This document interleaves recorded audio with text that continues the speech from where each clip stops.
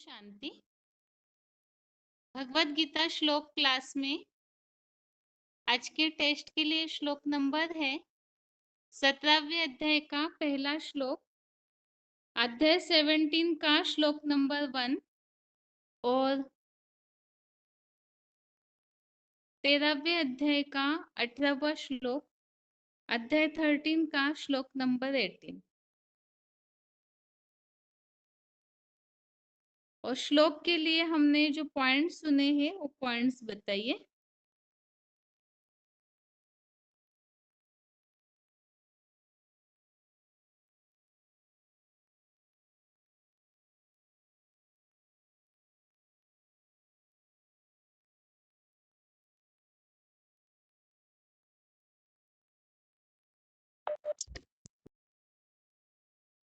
Hello, Om Shanti दीदी।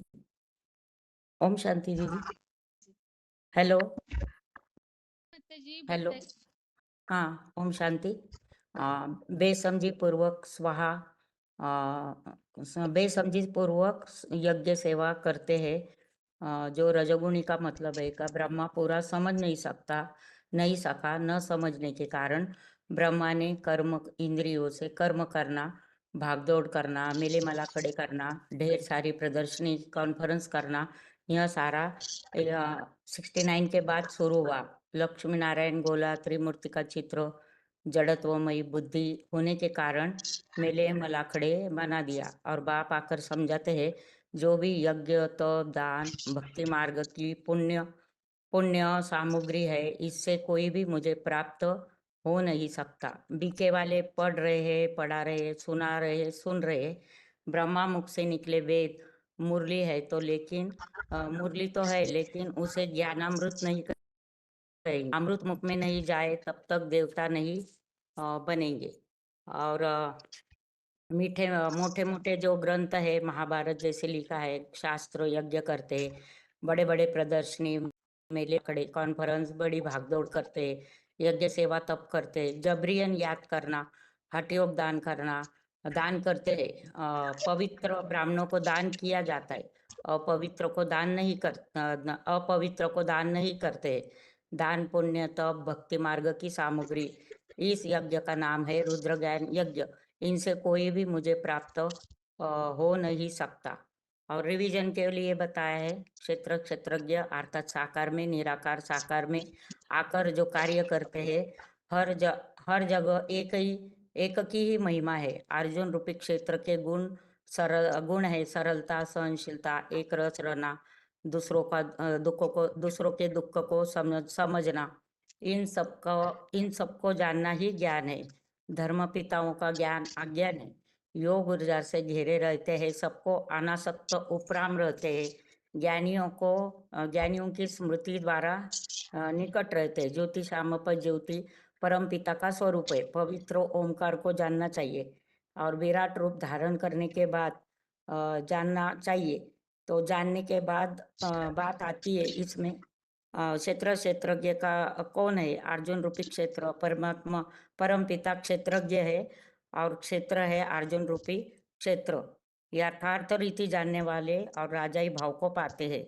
मैं जो हूँ, जैसा हूँ, जिस रूप में पार्ट बजा रहा हूँ, कोई विरले ही जानते हैं।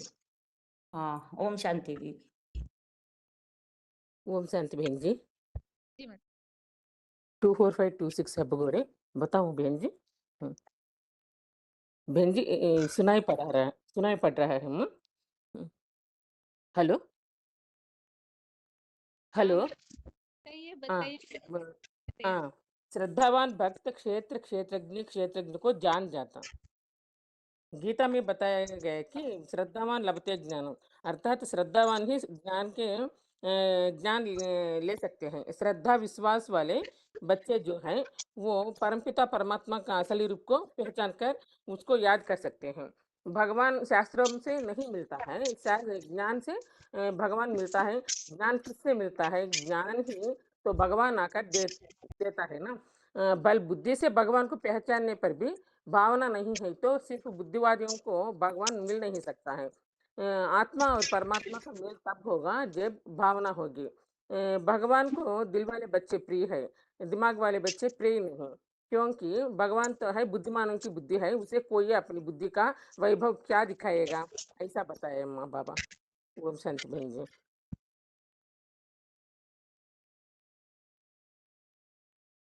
हेलो बहन जी। माता जी एक बार श्लोक पढ़िए। ओके अम्मा, 2 निमिषाలకు पढ़ू। हाँ जी। इति क्षेत्रं तदा ज्ञानं ज्ञेयं चोक्तं समासतः मद्भक्तेतत् ज्ञाय मद्भावाय उपपद्यते। 17/1 श्लोक। अर्जुन उवाच ये शास्त्रविधिमुत्सृज्य यजन्ते श्रद्धयान्विताः तेषां निष्ठा तु का कृष्ण सत्त्वमाहो रजस्तमः। ठीक है बहन जी।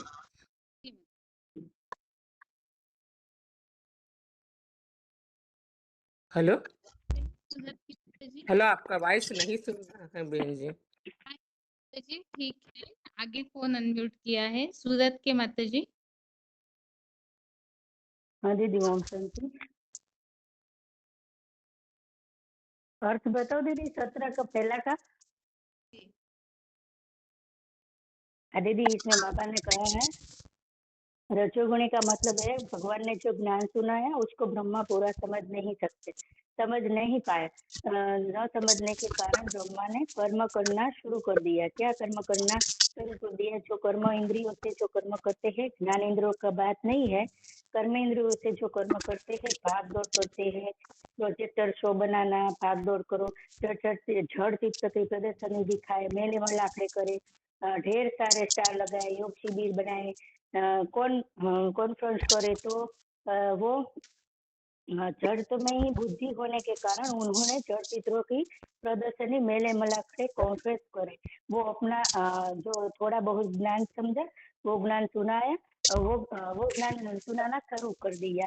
और इस श्लोक का अर्थ है ये आकर्षण युक्ति बाबा जो श्रद्धा से भरे सच्ची गीता संविधान को छोड़कर यज्ञ सेवा करते हैं, उनका सात्विक राजसी तामसी कौन सा ये यज्ञ है जो अपने ध्यान मन ज्ञान से नशे में चूर नाम मात्र यज्ञों से दम्भ सहित गीता संविधान यज्ञ करते, तो अपने धनमान चांद में नशे में इस तरह श्रीमद के बरखिलाफ ऐसे गीता संविधान के प्रतिकूल यज्ञ सेवा करते हैं। यह अर्जुन भगवान को पूछ रहे हैं।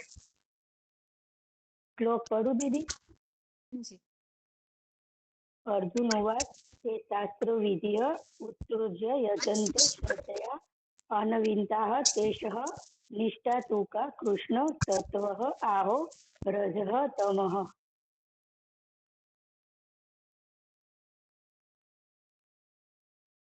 मेलोडी। ओम शांति।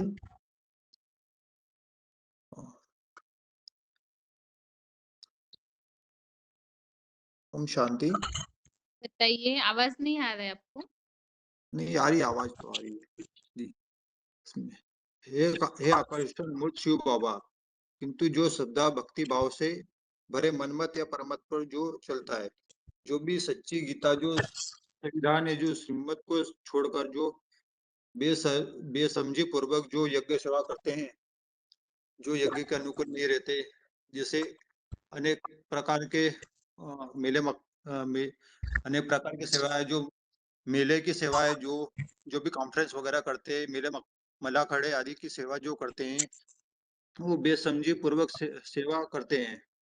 तो बेसमझी पूर्वक की गई सेवा है जो गीता ज्ञान को जो संविधान को छोड़कर जो भी अनेक प्रकार की सेवाएं करते हैं, जिससे ब्रह्मा कुमारी वाले अनेक प्रकार के बड़े बड़े कॉन्फ्रेंस करते हैं, आदि आदि प्रकार की सेवाएं करते हैं, तो वो यज्ञ बेसमझी पूर्वक यज्ञ सेवा हो गई। तो इसमें भी जो सात्विक राजसी या तामसी अनेक प्रकार की जो शूटिंग होती है, तो जो श्रीमत के अनुसार जो सेवा, जो संविधान के अनुसार, जो श्रीमत के अनुसार जो सेवा करते हैं, वो सात्विक सेवा हो गई। और इनके अलावा जो भी दिखावटी सेवा, जो यज्ञ दान पुण्य आदि जो सेवा करते हैं दिखावे के लिए, जो कर्म कांड जो करते हैं, वो तामसी सेवा हो जाती है। ये शास्त्र विधि न उत्सर्ज्य यजन्ते श्रद्धया अन्विता तेषां निष्ठा तु का प्रश्न तत्वम अहो रज तम। फिर इसके बाद 13वें का है रिवीजन है। अर्जुन के साकार रूपी क्षेत्रों के ज्ञान को जानने ही सच्चा ज्ञान है। तो आघात ईश्वरीय ज्ञान तो अनंत है, ये कभी टूटता नहीं है, अनंत ज्ञान है। सारे समुद्रों की शाही मिला ले, यह जितने भी दुनिया में सारे वृक्ष है उनको काट करके उनकी कलम बना ले, तभी ये ज्ञान फूटेगा नहीं। जो बाबा को जो जानते हैं, जो श्रद्धावान है वही जान सकते हैं। श्रद्धावान लभते ज्ञानम, जो श्रद्धावान होते हैं, जो श्रद्धा भक्ति भाव से श्रद्धा वाले ही जो भगवान को जान सकता है। क्षेत्रों को जानकर ऐश्वर्यवान राजय भाव को पाता है। जो क्षेत्रज्ञ को जानता है वही राजय भाव को प्राप्त करता है। जो क्षेत्रज्ञ को नहीं जानता है वो अज्ञानी होता है।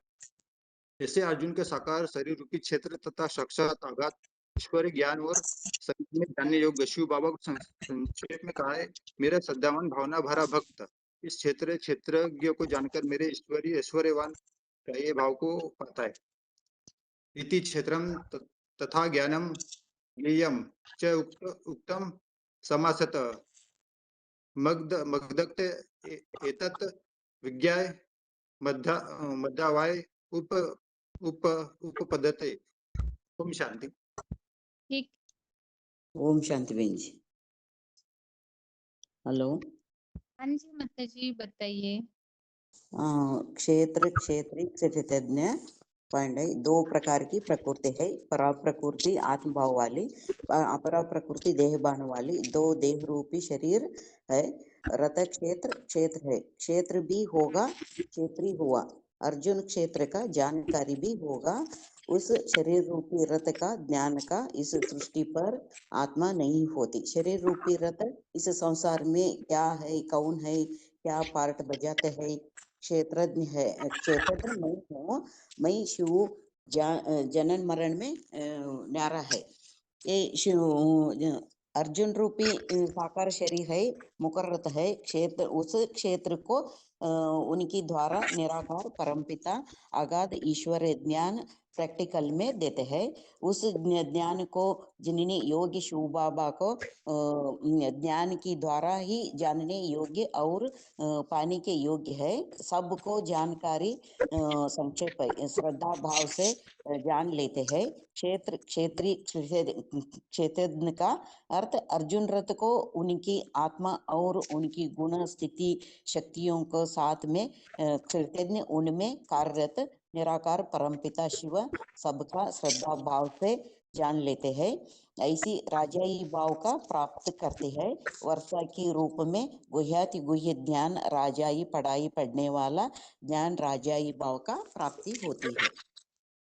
श्लोक बताइए बहन जी। श्लोक में ये बताइए। 70 अध्याय में पहला श्लोक, ये शास्त्र विधम उत्सज यजन्ते श्रद्धाया नित्वा तेषां निष्ठा तु खा कृष्ण सत्वं मोह रजस्तमः। 30 अध्याय में 80 श्लोक, इति क्षेत्रं तथा ज्ञानं ज्ञेयं च युक्त समासतः मद्भक्त एतत् विज्ञाने मद्भावाय उपपद्यते। अर्थ बताइए बहन जी। हाँ जी। ऐसी अर्जुन के साकार शरीर रूपी क्षेत्र तथा साक्षात अगाध ईश्वर ज्ञान और संगम में जानने योग्य शिव बाबा को संक्षेप में कहा है। मेरा श्रद्धावान भावना परा भक्त इसी क्षेत्री कृतज्ञ का ज्ञान कर मेरे ऐश्वर्यवान राजा भाव को पाता है। ब्राह्मण की दुनिया में यज्ञ सेवा जाती है श्रद्धा भावना से या मनमत या परमात्मा सच्ची गीता संविधान छोड़कर सात्विक राजसी तामसी 3 प्रकार के श्रद्धा भावना से श्रद्धा भाव से अनादि अनिश्चित प्राणी स्वभाव अनुकूल है। शूटिंग पीरियड में अनुसार श्रद्धा भक्ति भाव से आत्मा में लेकर जाती है। सत्वगुण देवता है, राजसी लोग राक्षसी तामसी लोग भूत प्रेत देहधारी भूत प्रेत समुदाय को पूछते हैं। ओम शांति। ठीक है माता जी।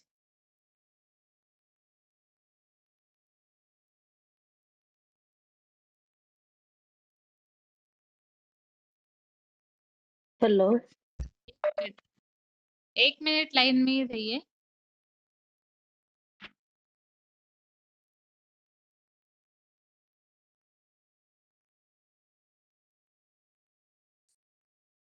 ओम शांति दीदी।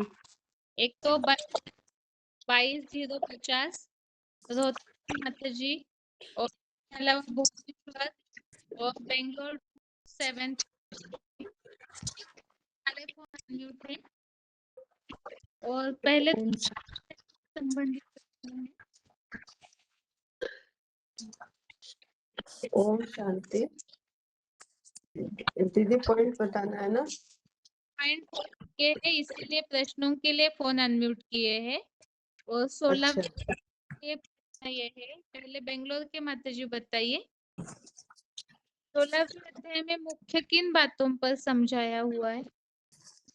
दीदी मैं पॉइंट बोलने के लिए हाथ उठा सकते हैं। श्लोक तो हाँ बोलिए। श्लोक का 17 अध्याय में किन बातों के लिए समझाया है? वो है ना, वो तो बुद्धिमान। अर्थ समझ में नहीं आया दीदी मुझे।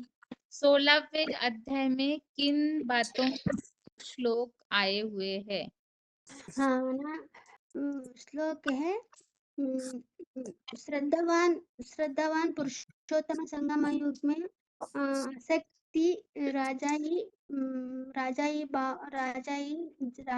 से सात्विक कौन सा रहता है? शूटिंग काल में होता है। शूटिंग पीरियड में कैसे होता है वैसे ही चलते हैं दीदी। हेलो हाँ जी माता जी। दीदी। 16वें अध्याय में 1 से 5 तक तो देव और असुरों के बारे में बताया गया, उनके गुणों के बारे में कि देवताओं के कैसे होते हैं और असुरों के कैसे होते हैं। और फिर 6 से 20 तक उनके लक्षण बताए हैं, कौन से मतलब स्वर्ग को जाते हैं और कौन नरक को जाते हैं। और फिर आगे बताया है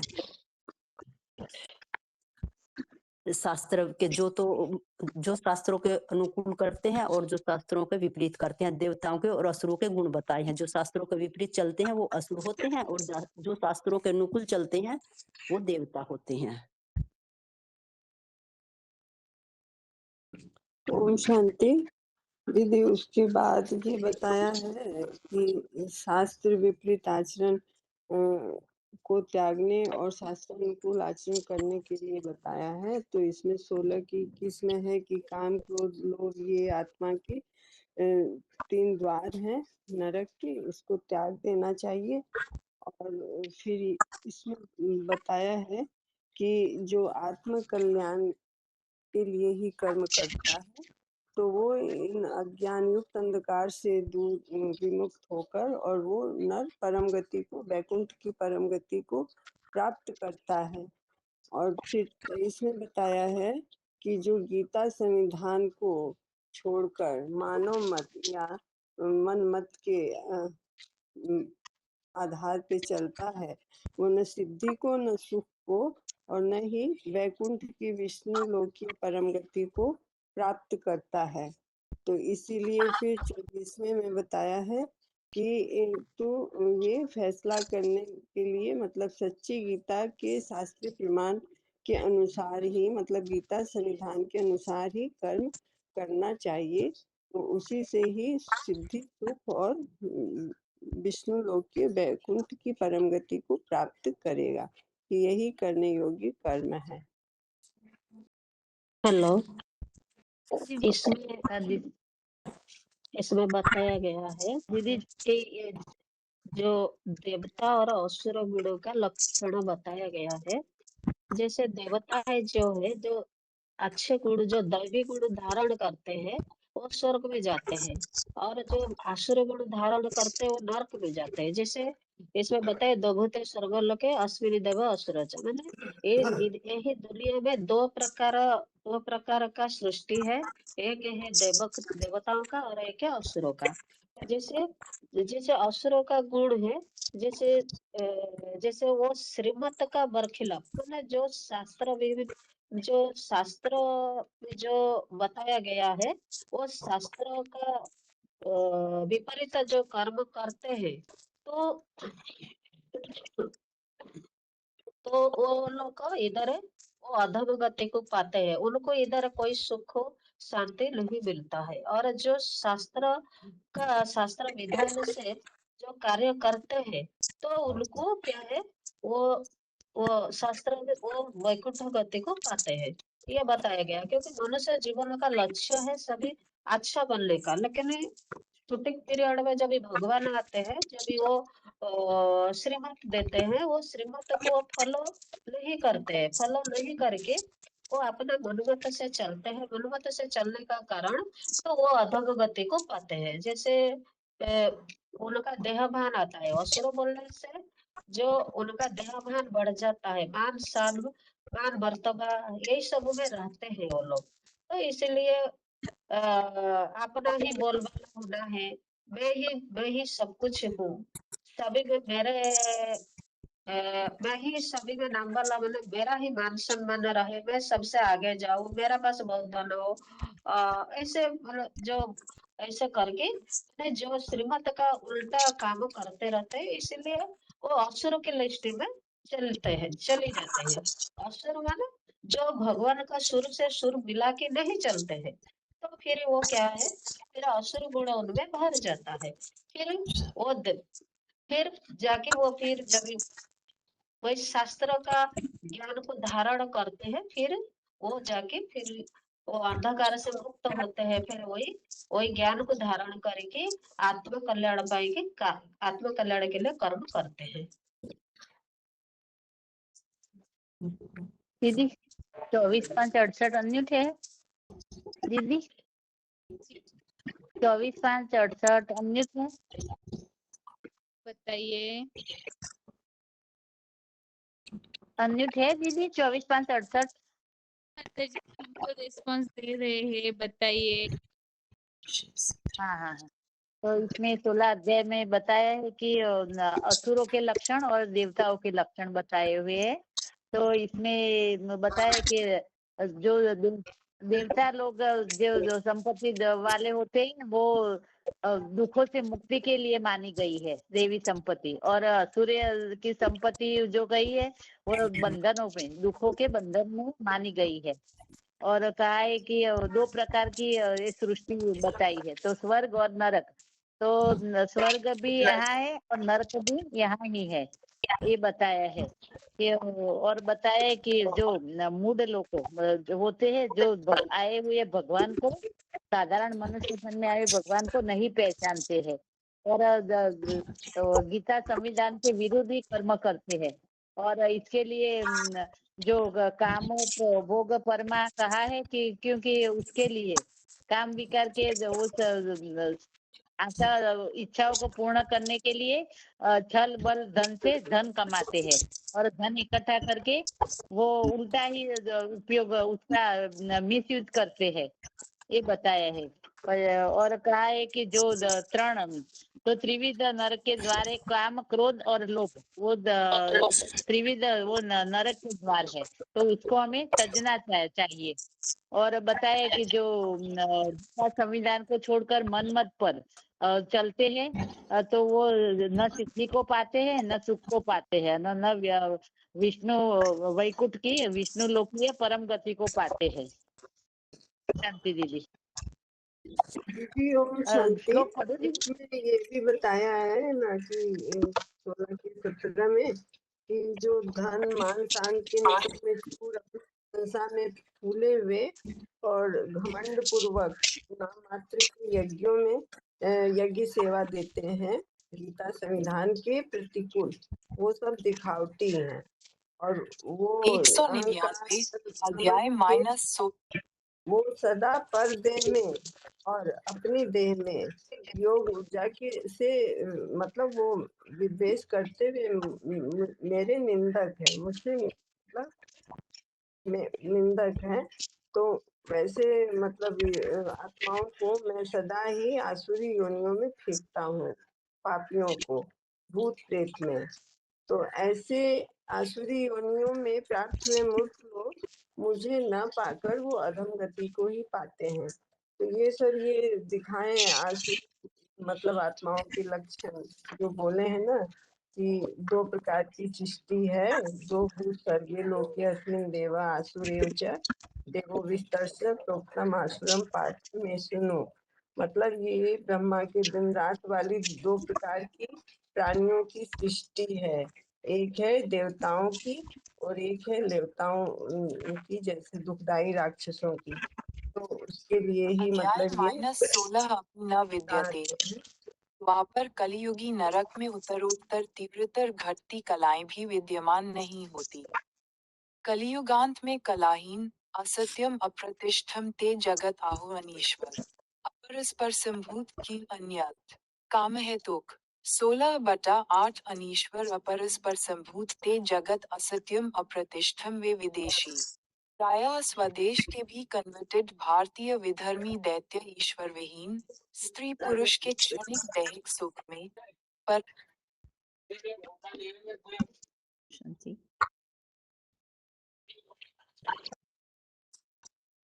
इसमें भी और भी खास बताया गया है। त्रिविध नरकस्य इदम द्वारा नाशोना आत्मनो काम क्रोध तथा लोभ तस्मात् एतत् त्रय त्यज्य। जो खास इसमें बताया काम क्रोध लोभ ये 3 नरक के द्वार है। फिर भी ये जो आसुरी गुण वाला है, ये सब बताने से भी वो लोग त्यागते नहीं है। फिर ये अपना वही चीज को सर्वश्रेष्ठ मानते हैं। ऐसे मानने का कारण फिर वो भगवान को कहाँ पाएंगे, इसलिए वो भगवान को पाते नहीं है। आसुरियोनि अपर्णा मूढ़ा जन्मनि जनन्ति माम प्रपव्य कौन्तेय तत्तयति अधमागति। फिर वो क्या है, आसुरियोनि को जाते हैं, तो वो भगवान को यह न पा करके फिर अधम गति को पाते हैं। 16, 7, 8 हेलो चलो हेलो रिपीट माताजी 13514। हाँ एक मिनट और एक 16/8 16/8 श्लोक बताइए बकले। असत्यम अप्रदिष्टम तेजकताहु अनीश्वरम अपरस्पर संभूतम किम मन्येत काम कामसहित वे विदेशी प्रिय स्वदेशी की भी कन्वर्टेड भारतीय विधर्मीय दैत्य जगत के अपरारहीन ईश्वरीय वैहन से स्त्री पुरुष के क्षणिक दैहिक सुख में परस्पर संज्ञ के संभोग से उत्पन्न हुआ, जिस मिथन में काम वासना है कारण है। दूसरा क्या, वे राक्षस ऐसी है मानते हैं मनाते हैं। हम शांति बहन। हेलो हाँ जी माताजी। दीदी, ये जैसे कि देवताओं के और असुरों के गुण बताए हैं, तो 1 से 5 तक तो देवताओं के गुण बताए हैं, जो कि चित्त की संपूर्ण शुद्धि, ज्ञान और योग में निरंतर स्थिरता, दान मन सहित 10 इंद्रियों का संयम है। और दूसरे में बता कि शांति, दूसरों को दोष न देना, मीठापन, लोभहीनता। और तीसरे में बता कि देवी संपदा सहित जन्म देने वालों के होते हैं ये अच्छे गुण, तो बाकी तो असुरों के होते हैं जो गलत कर्म करते हैं। और फिर चौथे में भी बताया है कि पाखंडहीनता और अभिमान करना, ये तो असुरों के लक्षण है। जैसे कि जब तक कार्य पूरा ना आए तो अभिमान नहीं करना चाहिए। जैसे कि अभिमन्यु था, उसको पूरा ज्ञान नहीं था, वो अंदर गया तो मृत्यु हो गई उसकी। और जैसे विदेशी ही एडवर्टाइजमेंट ज्यादा करते हैं और देहभान करते हैं, ऐसे सुंदरता का अहंकार। और जैसे 5वें में बताया है कि तूने राक्षसों की देवी उसमें जन्म लिया, प्रहलाद ने नरसिंह उसमें हिरण्यकश्यप के घर में जन्म लिया था प्रहलाद ने, तो उसने तब भी देवी गुण धारण किए। जैसे कि कसाई के घर में राजा हरिश्चंद्र रहे तो भी उन्होंने अपना प्रण नहीं तोड़ा था। और जैसे कि रावण था, वो भविष्यण था, जैसे रावण की लंका में रहकर भी राम को ही मानता था। इसी तरह प्रहलाद ने भी कसाई के घर में, राक्षस के घर में भी मतलब भगवान का ही नाम लिया। और फिर 6 में बता के 2 तरह की है, एक असुरों की और एक देवताओं की। जो देवता होते हैं वो तो अच्छे गुण होते हैं, जैसे कि मन बुद्धि की सफाई, इंद्रियों को संयम में रखना, सरलता, दान, आत्म संयति का तप, किसी को दुख न देना, क्रोध न करना।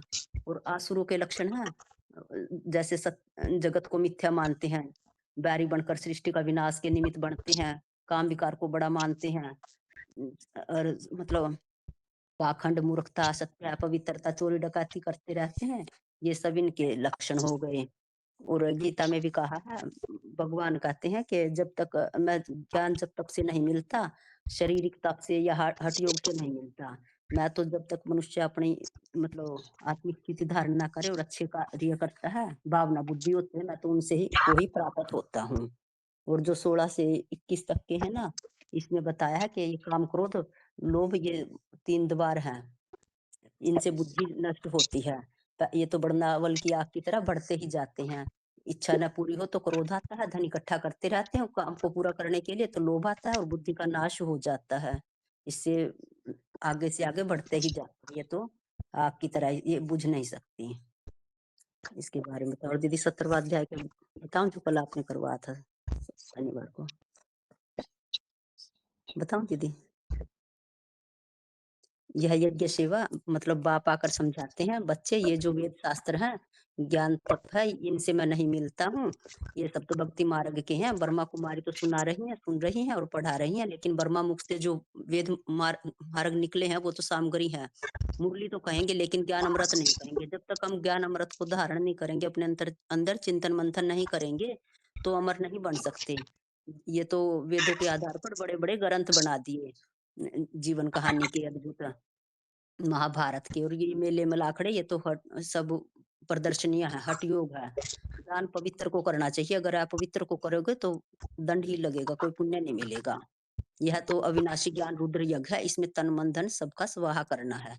गीता ही सच्चा शास्त्र है, इसकी ही मत पर चलना है।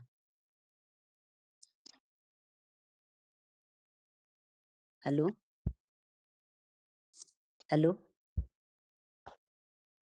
हाँ जी माता जी, ठीक है। 13वें का और बताऊं कि 18वां?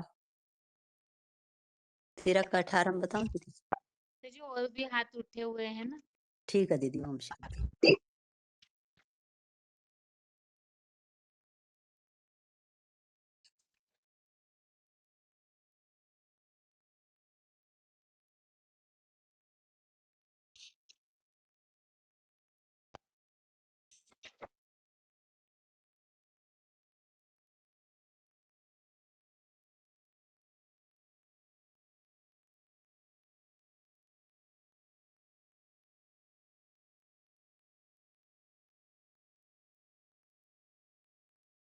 अभी आगे प्रश्न है,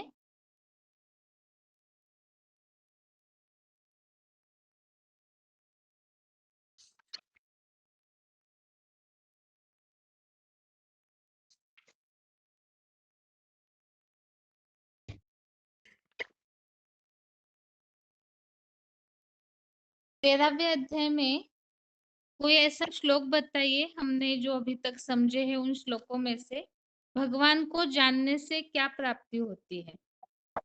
श्लोक बताना है, भगवान को जानने से क्या प्राप्ति होती है। हाथ सभी के नीचे किए हुए हैं, जिन्हें भी उत्तर आता है वो हाथ उठाते जाइए, तब फोन अनम्यूट किया जाएगा।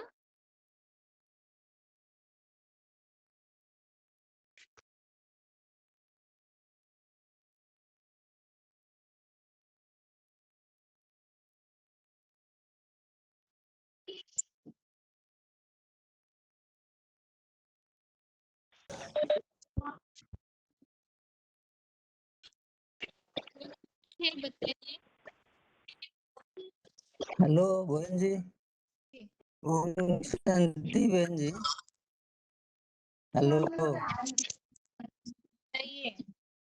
हाँ, ये प्रश्न था जे भगवान को पहचान करने से क्या होता है? भगवान को पहचान से राजाई भाव को तो पता है, ये श्लोक है 13 अध्याय में 18 में। इति क्षेत्रं तथा ज्ञानं ज्ञेयं च उक्तं समासतः मद्भक्त एतद् विज्ञाय मद्भावाय उपपद्यते। यानी अब ऐसे अर्जुन के साकार जो शरीर रूपी क्षेत्र तथा साक्षात अगाध ईश्वरीय ज्ञान और संगम में जो जानने योग्य शिव बाबा, उनको संक्षेप में तो कहा है ये ये श्रद्धावान भावना भरा भक्त इस क्षेत्र क्षेत्रीय क्षेत्रज्ञों को जानकर मेरे ईश्वर को ऐश्वर्यवान राजा भाव को पाता है। ओम शांति। ओम शांति। बाबा यहाँ बताते हैं जो क्षेत्र क्षेत्रज्ञ का जो परिचय दिया और उसके गुणों के बारे में जो बताया, और 13 के बारे में बताया कि जो जानने योग्य है, जिसे जानने का अमरता का अनुभव होता है, और यही बताया। और 18 में बताया कि जो क्षेत्र क्षेत्रज्ञ को जानने के बाद जो होता है वो ईश्वरीय रजाई भाव को पाता है। जी बहन जी।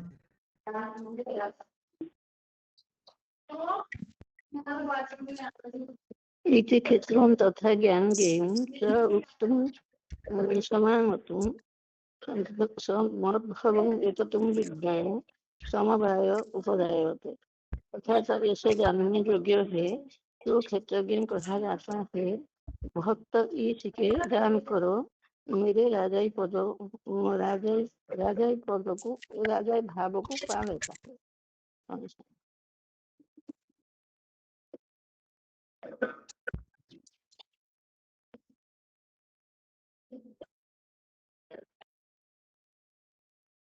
अगला प्रश्न है 13 अध्याय में से ही श्लोकों के लिए प्रश्न है।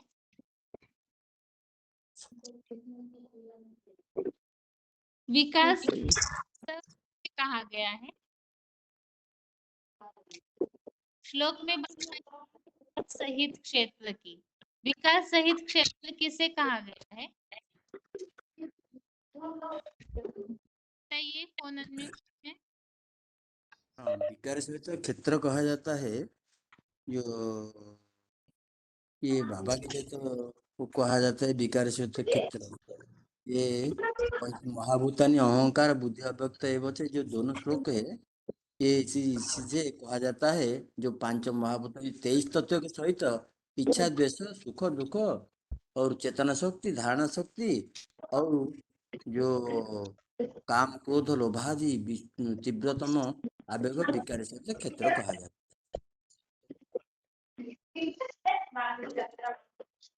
आगे और कोई बताइए, बिना देखे आता है क्या?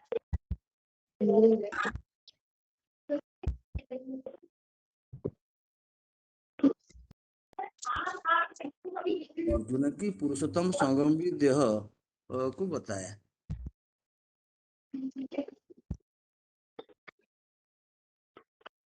25407 हैदराबाद, बताइए। हेलो बहन जी, हाँ जी। ये VCD नंबर है 37। तो यहाँ भी जिन बच्चों में वो भावना होगी, श्रद्धा विश्वास होगा, जो गीता में कहा है श्रद्धावान ज्ञानम श्रद्धावान वाला ही ईश्वरीय ज्ञान ले सकते हैं। ऐसी श्रद्धा विश्वास वाले बच्चे जो परमपिता परमात्मा को असली स्वरूप को वहाँ जानकर उसे याद करता है। देवी भैया मुझे ज्ञान है, राजाई की जानकारी, राजाई की बीजनकारी में होगी, और श्रद्धावान होता है धन का वर्षा देना और जमीन का वर्षा होना देना, और खुद ही जमीन नहीं तो खुद ही धनवान नहीं होगा तो उस तरह की प्रॉपर्टी बच्चे की कैसा देगा?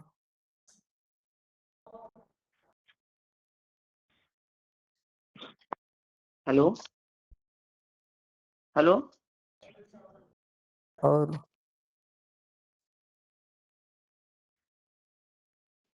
भगवान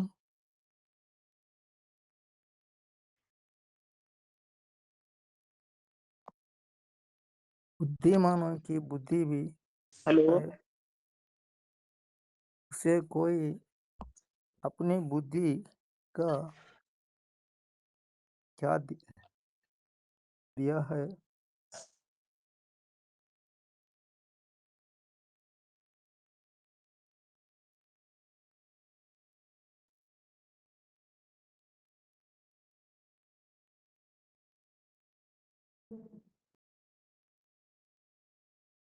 हो गए भाई।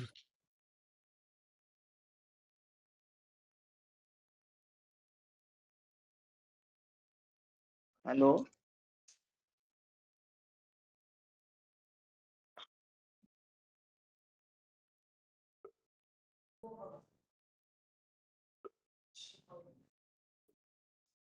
हाँ दीदी, क्वेश्चन ये विकारी क्षेत्र के बारे में है।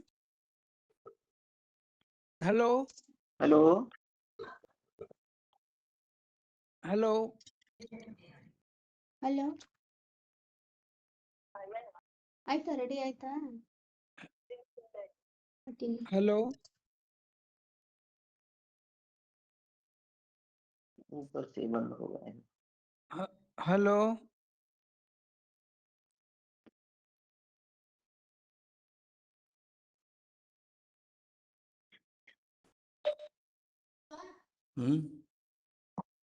हेलो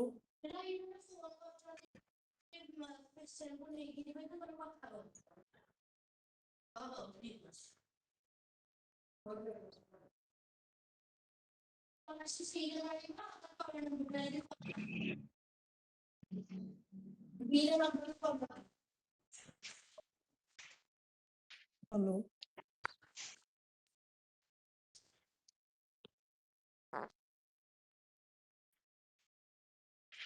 हेलो दीदी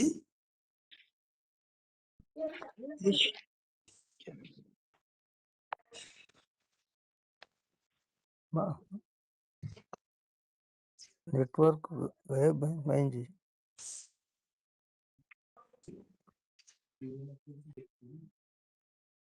हेलो ନାଇଁ ତାଙ୍କଟା କଟି ଯାଇଛି ତ ଏଥିରେ ନାହିଁ କାହିଁ हाँ से सियाड़ कुत्ती ମେନ୍ ଟା କଟି ଯାଇଛି ଏଥିରେ ନାହିଁ ଆମଥିରେ हेलो ये पॉइंट के बारे में बताते जाइए जो बोलना है। तो बहन जी कट गए हैं लग रहा है। ନାଇଁ କାଟି ନାହାନ୍ତି ଯେ କଟି ଯାଇଛି ଭାଇ ଏଥିରେ ବି ଇଏରେ ବତା आप ହେଇଛି बोलिए ना। 2369 क्षेत्र रूपी शरीर का विकार जैसे दुनिया के हर वस्तु के चार अवस्था में प्रसार होती है ऐसे भी शुरुआत सत्य तो अंत में तम बन जाते हैं जरूर कोई आत्मा ऐसा होगा जो शुरुआत में सत्य प्रधान अंत में तम प्रधान बन जाएगा वो तो त्रेता में भी अव्वल नंबर क्षत्रिय बनते हैं फिर द्वापर में आदि में अव्वल नंबर वैश्य बनते हैं फिर तीसरा जो अव्वल नंबर शूद्र भी वो बन जाते हैं ये भी लिखी चाहिए। ठीक है, अगला प्रश्न है अभी। हाँ जी ज्ञान और अज्ञान किसे कहा है 13वें अध्याय में? दीदी, ज्ञान के बारे में बोला गया क्षेत्रज्ञम च अपि माम विद्धि सर्व क्षेत्रेषु भारत क्षेत्र क्षेत्रज्ञो ज्ञानम यत तत ज्ञानम मतम मम, मतलब यही ये ज्ञान है, 11 क्षेत्र नंबर क्षेत्र का श्लोक ज्ञान दीजिए है, यही ज्ञान है। और अज्ञान के बारे में बोला है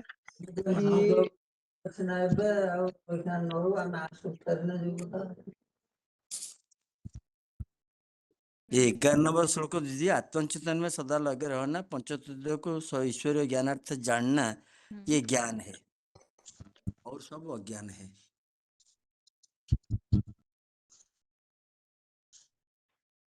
यहाँ जानना चाहिए ऐसे जो बात बताई हुई है तो जानने योग्य है, जानना चाहिए, जान करके प्राप्ति होती है। तो यहाँ वास्तविक रूप से क्या जानना चाहिए जिससे प्राप्ति होती है?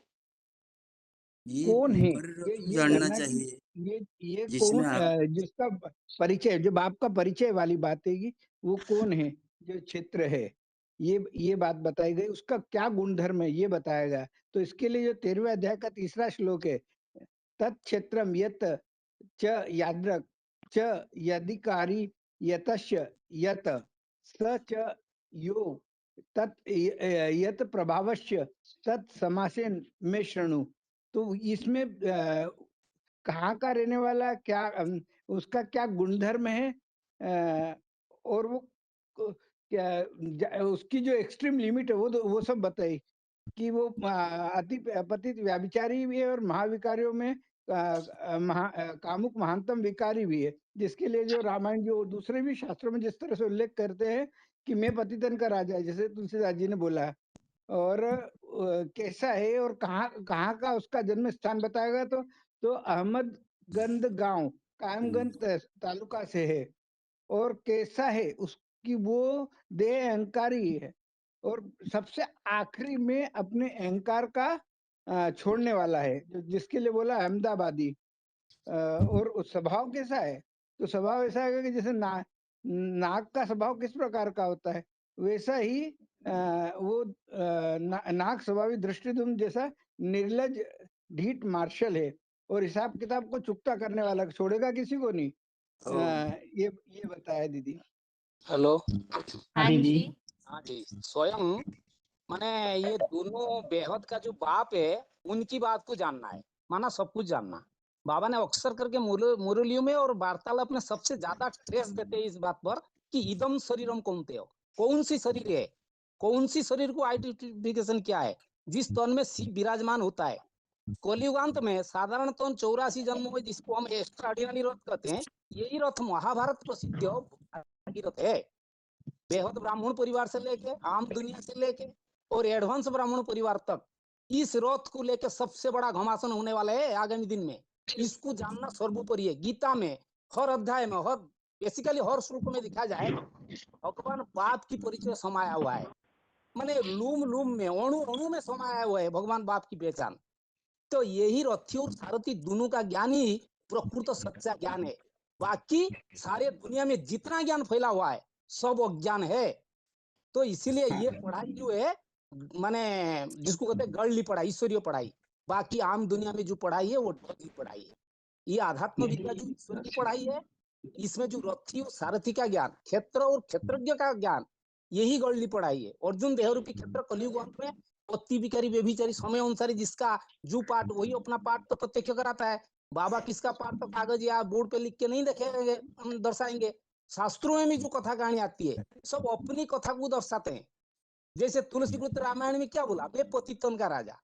उस रथ का जन्म अहमदगांव तालुका माने कायमगंज से, वो कैसा टाइम था, वो खाने पीने का जैसे दो रोटी भी लोगों को नसीब नहीं हो रहा था, ऐसे गंदे गांव में ऐसा देश है जिस रेलवे स्टेशन का नाम माने ऐसे नाम गंद के नाम पे भरा पड़ा है। तो ऐसे जो गामड़ा का छोरा है, ज्योतिष शाम कला है, तो बाप उसी बेहद ईश्वरीय ज्ञान से बुरा कैसे बनाते हैं, मतलब बेगो टू प्रिंस। गुजरात अहमदाबाद से बेसिक ज्ञान से आता है और अहमदाबाद बीज रूप सेंटर से वो प्रत्यक्ष होता है। तो इसीलिए सबसे ज्यादा सर्विस उसको करनी पड़ती है। 32 साल की उम्र में परम ब्रह्म की प्राप्ति वो करती है। तो इस क्षेत्र का बहु गाथा कथा कहानी पुराना उपन्यासी भी बनी हुई है। हर धर्मों में भी मान्यता है। चालीसा में देखू, वेद में देखू, स्तुतियां में देखू, उपनिषद में देखू, मैंने ग्रामीण कविता में भी देखू, देश विदेशी में जितने भविष्य वर्ता है वो भी क्या कहते हैं, उसी का नाम उठाते हैं। इस उत्तर भारत में कहते हैं एक राम दाता भिखारी सारी दुनिया। रामायण में राम को दिखाएगा, महाभारत में कृष्ण रूप में दिखाएगा, देवासुर संग्राम में शंकर के रूप में दिखाएगा। तो साधारण 23 तत्व विशिष्ट शरीर की क्षेत्र है जिसमें इच्छा, द्वेष, सुख, दुख, चेतना, धारणा तथा काम, क्रोध आदि आवेग भी समाहित है।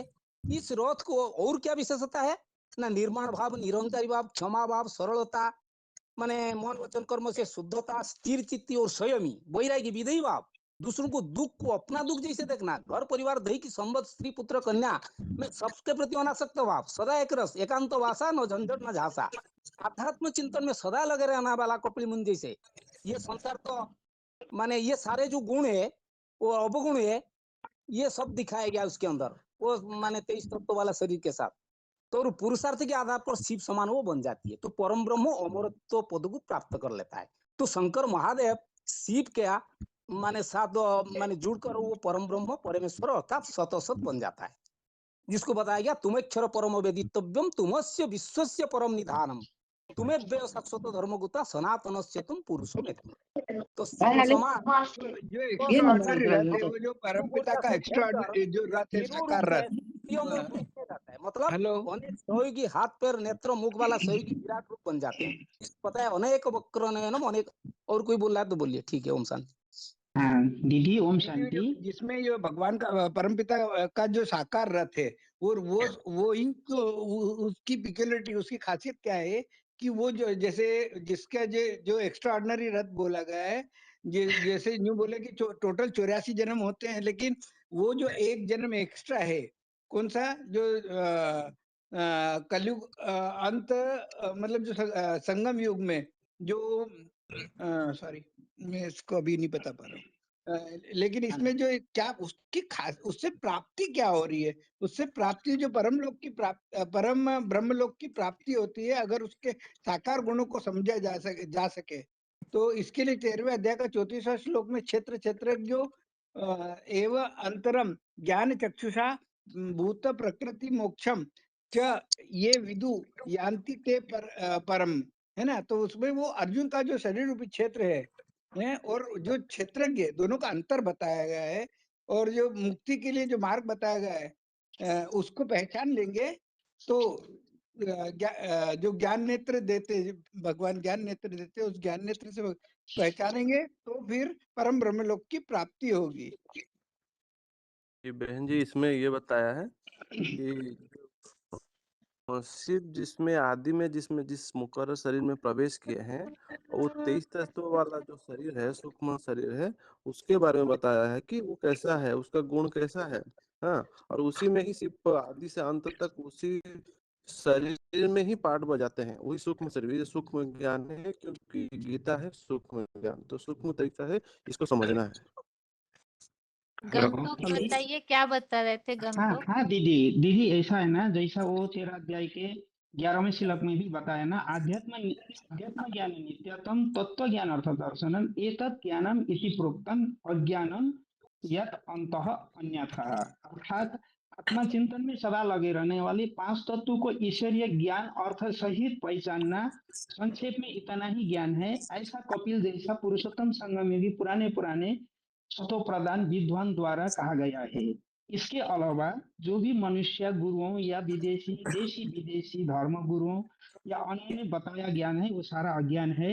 इसीलिए इसको 1 से 11 तक में जो अर्जुन रथ और जो अर्जुन रथ को जानने वाला जो आदम एडम आदि देव को बताने वाला जो क्षेत्र ज्ञान है यही ज्ञान सच्चा ज्ञान है, बाकी जो सब ज्ञान है। तो इसीलिए जो गीता का जो उसमें भी बताया था ना, मैं एक में आकर करता हूँ, जैसा गीता 10 का 42 में भी बताया था ना, अथवा बहुना एतेन किं ज्ञातेन तव अर्जुन विष्टव्यम अहम इदम कृष्णम एकासेन स्थितो जगत। अब मैं एक के द्वारा ही ये सारा संसार में ये ज्ञान जितना भी है मैं बहुत तुमको बताता हूँ। ये सारा विस्तार में जाने की इतना जरूरत नहीं है क्योंकि मैं एक अंश मात्र में टिक कर ऐसा महादेव के जो शंकर के उसमें टिक कर मैंने सारा ज्ञान दिया था, यही ज्ञान है।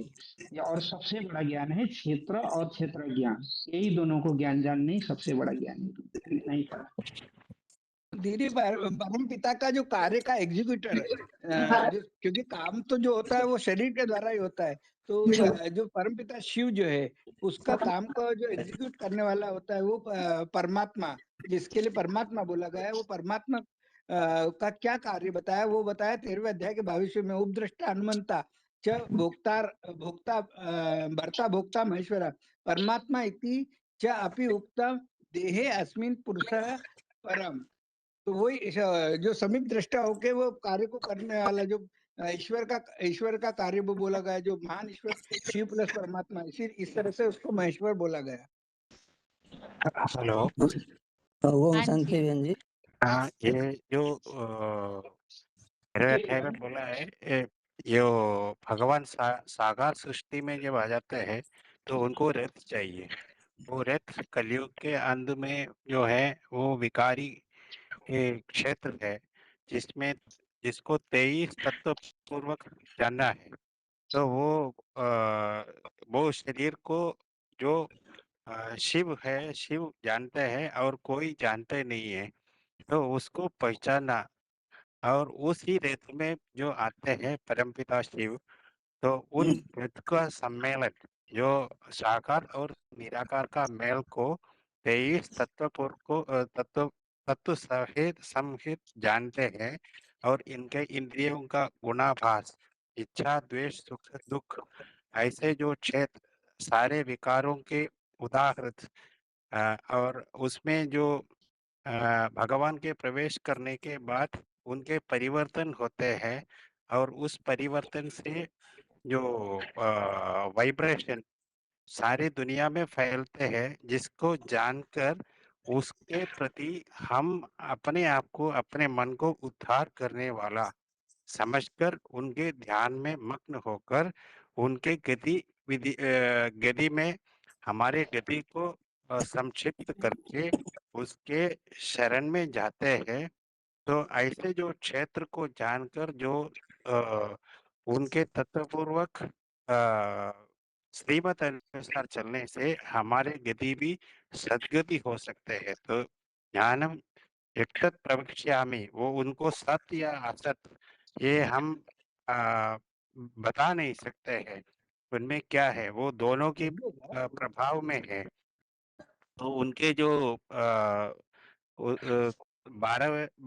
12वें श्लोक से लेके उनके जो लक्षण बताया है, ज्ञानम यत्तत् प्रवक्ष्यामि यज्ञात्वा मृतमश्नुते अनादिमत् परब्रह्म न सत्ता न दुसच्यते। और उसके सर्वदा पाणिपादम तक, और उनके पानी और सिर और मुख और श्रुति, ये सब उनके अभिरुचि अनुसार चलते हैं। और उनके सर्व गुणों के आभास है। और आसक्त उनको दुर्गुण भी है और गुण भोक्त भी है, दोनों में। और ऐसे भी बोलता है भगवान का, ऐसे कोई बात नहीं है जिसमें भगवान की बात नहीं है। तो इस तरीके से उनको जो जानने वाला है, वो गुण भोक्तृ का जो आधार बन जाते हैं, उसके सात्विक गुण में पहुंचने का क्षेत्र और क्षेत्रज्ञ के ज्ञान। और यदि क्षेत्रम तथा ज्ञानम ज्ञेयं चोक्तम समासदा मत भक्ते ये विज्ञाया मत भावो आयोपपद्यते। और वो उनको ये सायुज्य का अर्हता मिल जाती है। ऐसे करके समझाया है। ओम शांति बहन जी। हाँ जी। हाँ, ये जो विकार के बारे में जो बात चलता था, वो विकार बारे में कुछ बोलता हूँ। ये विकार जो पंच विकार है ना दुनिया में, जो काम, क्रोध, लोभ, मोह, उनका पिता है काम, क्रोध, लोभ, मोह, अहंकार, उनका पिता है देहवान। ये देहवान से विकार आता है। देहवान अर्थात देह, देह को प्रकृति कहते हैं। ये 13 अध्याय का 19 श्लोक में बताया कि प्रकृति पुरुषं चैव विद्धि अनादि उभौ रूपी। ये प्रकृति अर्थात शरीर या आत्मा, ये दोनों अनादि। वो तो बना बनाया है, वो तो किसको बनाने वाला नहीं है। ये जो विकार और गुण, ये प्रकृति सहित संलग्न है, जड़ित है। तो जो विकार देहवान, ये देह में रहता है। इस यहाँ 13 अध्याय में जो क्षेत्र कथा, क्षेत्र का बात चलता है, अर्जुन का रथ, वो रथ में वही काम, क्रोध, लोभ, मोह, अहंकार, ये सब रहता है। परंतु दूसरा श्लोक में भी बताया 13 अध्याय 21 में, पुरुष प्रकृतिस्थ ही भुंगते प्रकृति जान गुणान। पुरुष आत्मा जब शरीर लेता है, तब शरीरस्थ जो विकार, ये विकार को और गुणों को सब ग्रहण करता है आत्मा। इस प्रकार से अर्जुन का रथ को जो भगवान आकर पकड़ते हैं, वो सब माने सर्वश्रेष्ठ विकारी रूप में बताया। उनको भगवान आकर, शिव आकर उसको पकड़कर सब विकार को आत्मज्ञान देते हैं। और आत्मज्ञान लेकर अर्जुन ने सब प्रकार विकार को लोप कर दिया, नष्ट कर दिया। बाद में वो महादेव बन गया। वो महादेव का विशेष पाठ शिव का है, ये है बात। ओम शांति। हेलो। हाँ जी। हाँ जी, हम कुछ बोलना चाहेंगे। हाँ जी। ये 13 अध्याय में जो श्लोक चल रहे हैं उसमें मुख्य बात है कि क्षेत्री और क्षेत्रज्ञों को जानने की मुख्य बात है। तो सबने जैसे बताया, क्षेत्र मतलब अर्जुन का रथ हुआ, और क्षेत्री मतलब अर्जुन का आत्मा हुआ, और क्षेत्रज्ञ अर्थात जो आत्माओं का पिता निराकार शिव हुआ।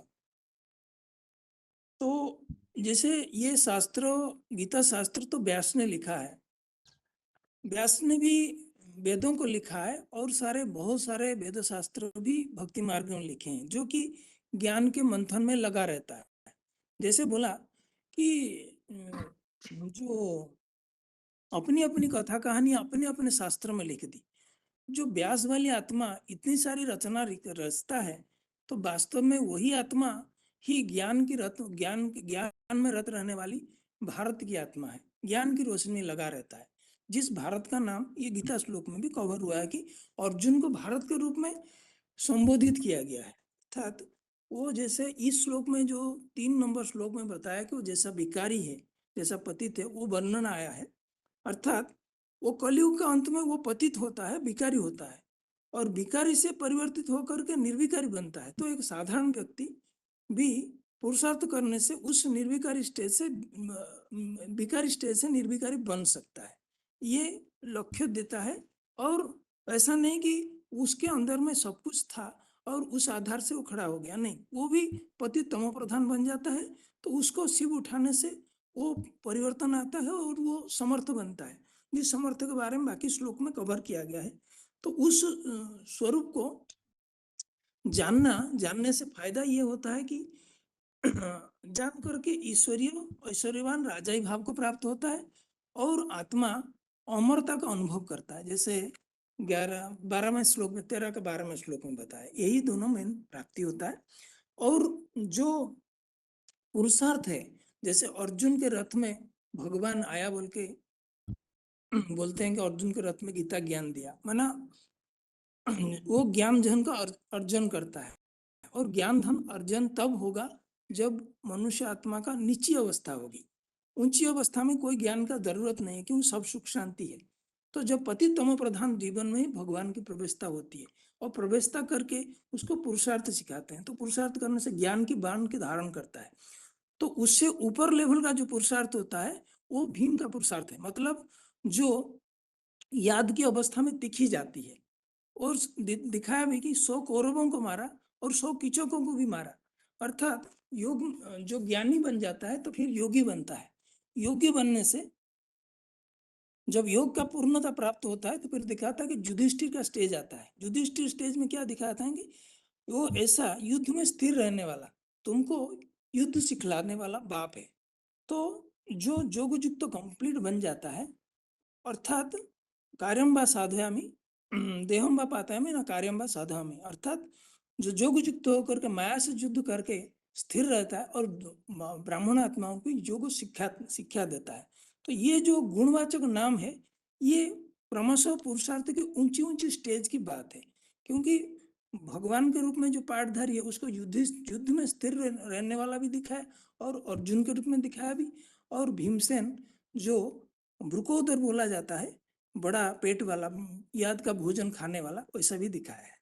तो वही पाठधारी है, वो मनुष्य सृष्टि का बाप कलयुग का अंत में आकर के जिसका आधार परमपिता लेते हैं, जो क्षेत्र के रूप में और क्षेत्री के रूप में प्रत्यक्ष होता है। ओम शांति। थोड़ा सा रह गया था, शिव समान बनी शंकर, बोलूं?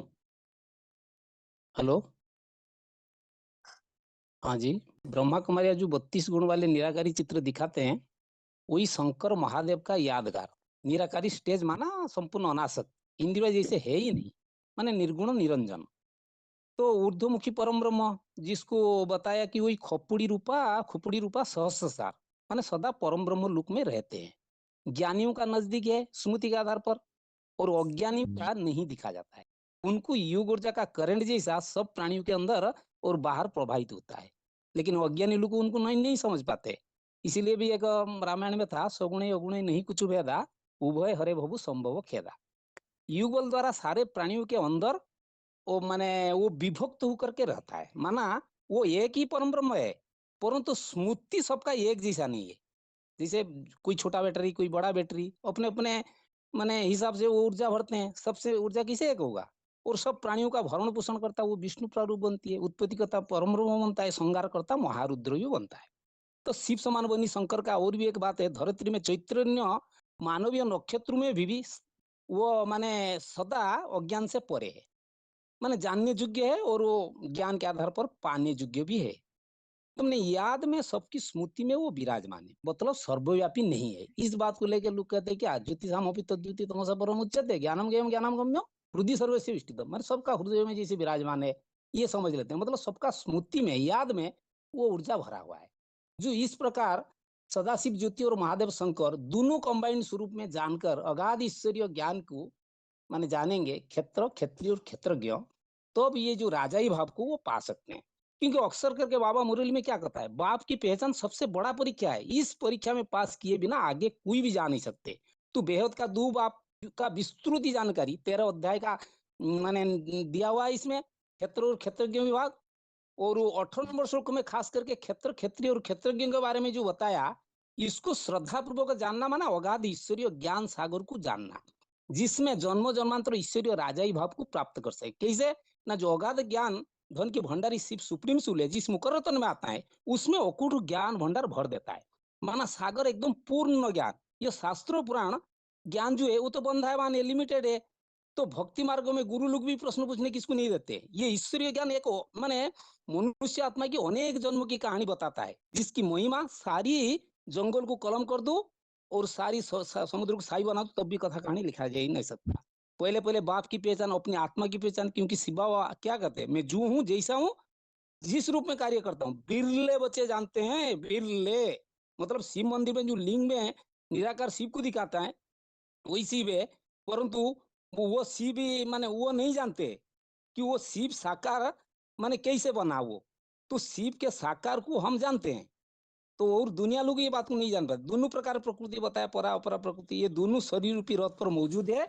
शरीर को क्षेत्र, अर्जुन को क्षेत्री, ये जानकार करना, शरीर है क्षेत्र, अर्जुन है क्षेत्री, इसको जानकार करने वाले क्षेत्रज्ञ शिव सुप्रीम सोल। तो इस प्रकार का भगवान का माने जो भावना से, भावना आएगा कब, माने जानकारी के आधार पर, बुद्धि से भगवान को जानना, ये सबसे बड़ी बात है।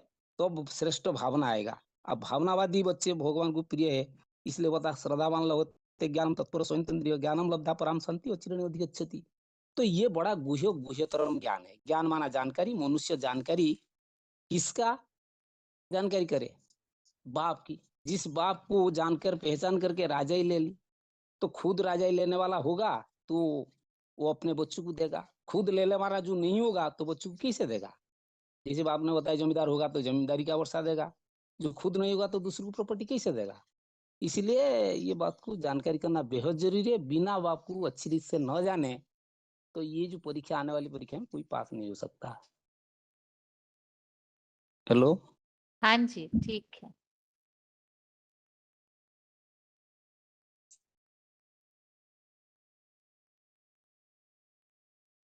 उस दिन जैसे बात चल रही थी, कुछ नए टॉपिक के बारे में बताने के लिए बोला था, तो सभी ने सोच के रखा होगा ही, हाथ नीचे किए हैं, और जिन्होंने भी सोच के रखा है कि और क्या टॉपिक होने चाहिए तो फिर हाथ उठाइए और फिर बताइए।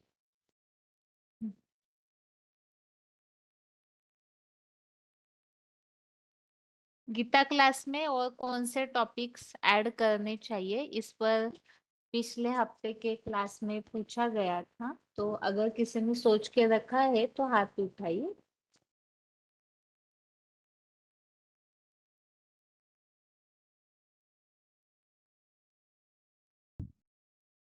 हाँ जी। भगवान सर्वव्यापी के पर लोगों के मन में जो अभी तक धारणा बैठी हुई है, उसको चाहे हम कितने अच्छी तरह से समझाएं गीता के आधार पर, उनके मन में जो भावना बैठी है उसको वो त्याग नहीं पाते। कहते हैं, तब तो लिखा हुआ है, लेकिन भगवान एक रूप है, लेकिन वो समय स्थान काल पात्र अनुसार वो बहुरूप की धारण करता है और सब जगह वो विराजमान होता है। उनके बिना, उनके सत्ता के बिना पत्ता भी हिल नहीं सकता। उनके मन में जो इस प्रकार का दृढ़ धावा बैठी हुई है भक्ति मार्ग के अंधश्रद्धा बेसमझी जी के आधार पर, इसको तो दूर करना कठिन ही लग रहा है। हम तो गीता के आधार पर चलते, लेकिन वो दुनिया के हर तरीके तौर तरीका अपनाते हैं। और जो आज की समाज में विशेष रूप से दिखाया गया, जो ज्ञानी मानी लोग है, जिनका मान शान खातिर है, उनको प्रायोरिटी ज्यादा देते हैं, हमारा बात को गौण समझते हैं। यदि वह श्रीमद् भगवत गीता को मानते हैं, बोले भगवान तो तरह तरह की बात लिखा है, लेकिन कौन लिखा, कौन सच्चाई है, कौन सा झूठाई है, यथार्थ क्या है, तो उसको जानने के इतना गहन चिंतन मंथन नहीं करते। जो चिराचरित ढांचा है, समय के अनुसार जो प्रभावित होते, उसी के अनुसार वो बात को मान लेते। तो इसको कैसे समझाने दे सकते हैं जिसके तहत उनके मन में ये गलत अवधारणाएं जो बैठी हुई है वो आसान से मिट सकता है। ये एक बहुत बड़ा बात है। लेकिन बोलने वाले तो बहुत अच्छी तरीके से उपस्थापन करते हैं। जब भी जो कोई गीता के बारे में ईश्वरीय ज्ञान, एडवांस ज्ञान के आधार पर रखते हैं बात, तो हमको सिर्फ ज्ञान में चलने वाले को अच्छी लगता है, सही लगता है, हम मानते हैं हाँ ये ठीक है। परंतु समझने वाले, सुनने वाले, उनके दिल दिमाग को बात नहीं स्पर्श करता है, ये सबसे बड़ी बात है। उनको कौन टच कराएगा? बाबा कहते थे इसलिए याद में रहकर मैंने ज्ञान सुनाओ, वो तीर जैसे लगेगा, लगता उसी क्षण, नो डाउट। जैसे ततला हुआ तावा में एक बूंद पानी छिड़का दूं, उसी समय समझिए फिर चले गए बाहर, तो दुनिया तामसिक दुनिया है, उसी वाइब्रेशन में आ गए तो सब भूल जाते हैं, उनके दिमाग में वो बात ठहरती नहीं है। तो ये एक बात तो है। और कोई बताए? बताइए माता जी। हाँ दीदी, वो आपने एक बार बोला था ना, आने वाले समय में माया से लड़ने के लिए कैसा पुरुषार्थ होना चाहिए, इसके लिए एक दो सेलेक्टेड पॉइंट। हम्म। हाँ हाँ दीदी, उसमें जैसे ना एक सेलेक्टेड पॉइंट है 1785 कि अभी तीव्र पुरुषार्थ की आवश्यकता है, कभी कभी नहीं, कि ऐसे नहीं सोचो कि समय बहुत ज़्यादा पड़ा है, लेकिन बाप दादा ने सुना दिया है कि अभी अंतिम घड़ी का कोई भरोसा नहीं, क्योंकि आगे चलकर तो बहुत जल्दी ही अचानक के खेल होंगे। कहीं कई बच्चे बाप को भी मीठी मीठी बातें सुनाते कि समय थोड़ा है, तो अति में भी तो आएगा ना, तो वैराग्य भी होगा, तो आपे ही हमारी रफ्तार तेज हो जाएगी। लेकिन बाप दादा ने कह दिया है कि बहुत समय से का पुरुषार्थ चाहिए, समय थोड़ा होगा तो प्रारब्ध भी थोड़े समय की होगी, पूरे समय की नहीं मिलेगी। और 3 शब्द बाप दादा के हमेशा याद रखो कि एक अचानक, दूसरा एवर रेडी, और तीसरा बहुत काल का पुरुषार्थ। कब वह कहाँ थे यह कब वह कहाँ भी किसी भी अंतिम काल का हो सकता है। अभी अभी भी देखो कि परिवार में से कितने ब्राह्मण जा रहे हैं, तो उन्हें अपने जाने का पता था क्या? तीव्र पुरुषार्थ याद रखो। और एक सेलेक्टेड पॉइंट और है दीदी, 3568 कि आने वाले समय में किन परिस्थितियों का सामना करना पड़ सकता है और कैसे उनसे बचाव करें। तो जैसे एक बात है कि कुछ भी हो जाए, हम कभी भी डरेंगे नहीं, हम बाबा की याद में रहेंगे। फिर पीछे तो डर निकल जाता है, पीछे से जो तूफान आते हैं ना, जब पिछाड़ी हो जाती है तूफानों की, तो अति का अंत हो जाता है। तब ये तूफान कम होते नहीं, पिछाड़ी तब तूफान बड़े जोर से आएंगे। और तुम ऐसे नहीं समझना कि तूफान कम होते जाएंगे, अनेक प्रकार के तूफान आएंगे, ये मर गया, वो मर गया, ये पैसा चला गया, ये सब होगा। ये पिछाड़ी में तो ऐसे ही होगा ना, ये पैसा चला गया, इसका मकान जल गया, अर्थक्वेक में सब चला गया, तो ऐसे तूफान ढेर के ढेर होंगे। दूसरे मनुष्य पहले से थोड़े दिखेंगे, वह डरेंगे, तुमको डरना नहीं है ना। तुम देखेंगे तुम्हारे सामने रक्त की नदियां बहेगी, वह तुम तोपों की आवाज भी सुनते वे रहोगे। देखो गुजरात जैसे राज्यों के स्कूलों में गुजराती भी पढ़ा रहे हैं। एडवांस माध्यमिक स्तर के ओम जरिए शांति। ओम नेशनल शांति। मिलिट्री वाले तोपे छोड़ते हैं ना, माउंट आबू की बात बताई कि तोपों की आवाज़ से हम डरते हैं क्या, परंतु ऐसे नहीं कि तुमको वहां से हटना नहीं है। ऐसी कोई आफत आती है तो हटना जरूर होता है। तो जैसे बाबा कहते हैं कि जब देखो कि बहुत गड़बड़ हो गई, वह लड़ाई की बहुत तेज रफ्तार हो गई, तो तुम बच्चे चले आना हमारे पास, चले आना परम धाम में। कहाँ? मिनी मधुवनों में। मिनी मधुवन तो ढेर के ढेर हैं। बाबा क्या सभी जगह होकर सर्वव्यापी हो जाएंगे? बाबा जब तुम्हें कहे कि चले आना, तो कहाँ चले आना? जहाँ के लिए बाबा ने बोला है कि तुम बच्चे बाप के घर परम धाम को सृष्टि पर उतार लेंगे, जहाँ शांति ही शांति लगी पड़ी है। तो तुम बच्चे यहाँ आकर रह जाना, और माउंट आबू में, जिसे महामधुवन कहा जाता है, क्योंकि बाप के सामने होंगे तो अच्छा होगा, बहुत हंगामा होगा, तो तुम पहले आते हो तो झट से चले आना। एक दो की ठीक है। ओम ओम हाँ शांति जी। देवी। हाँ। बनोरी में तुमसे बोल रहा हूँ। बाबा कहते हैं कदम कदम पर श्रीमत पर चलना है। जैसे रेगुलर और पंचुअलर होकर पढ़ाई पढ़नी है। जैसे टीचर आ जाए, बच्चा ना आए तो वह डिसगार्ड होएगा। और बाबा कहते हैं कि जैसे माता जी एक्चुअली यहाँ प्रश्न यह किया गया है कि गीता क्लास में ऐसा कोई टॉपिक है जिसके लिए फील्ड में प्रश्न पूछे जाते हैं और उस टॉपिक के लिए यहाँ पे बात होनी चाहिए या प्रश्न पूछे जाने चाहिए या सभी को श्लोक ढूंढने के लिए बताना चाहिए, तो ऐसे टॉपिक के लिए पूछा जा रहा है। चलो अगर किसी के भी बुद्धि में ऐसा कोई टॉपिक है तो बताइए। चलो फिर बताऊंगी दीदी है। आगे बताइए माता जी। दीदी जी ओम शांति। हाँ जी माता जी। बाबा मुरली में बोलते हैं सुपरिवर्तन विश्व परिवर्तन, माने घर का सुधार, पहले घर का सुधार फिर पर का सुधार, माने बाहर का सुधार। तो जो बाप का जो पार्ट है ना, जो मुकर्रर तन, जिस तन के द्वारा वो बाप भी है, बाप है, टीचर भी है, सदगुरु भी है।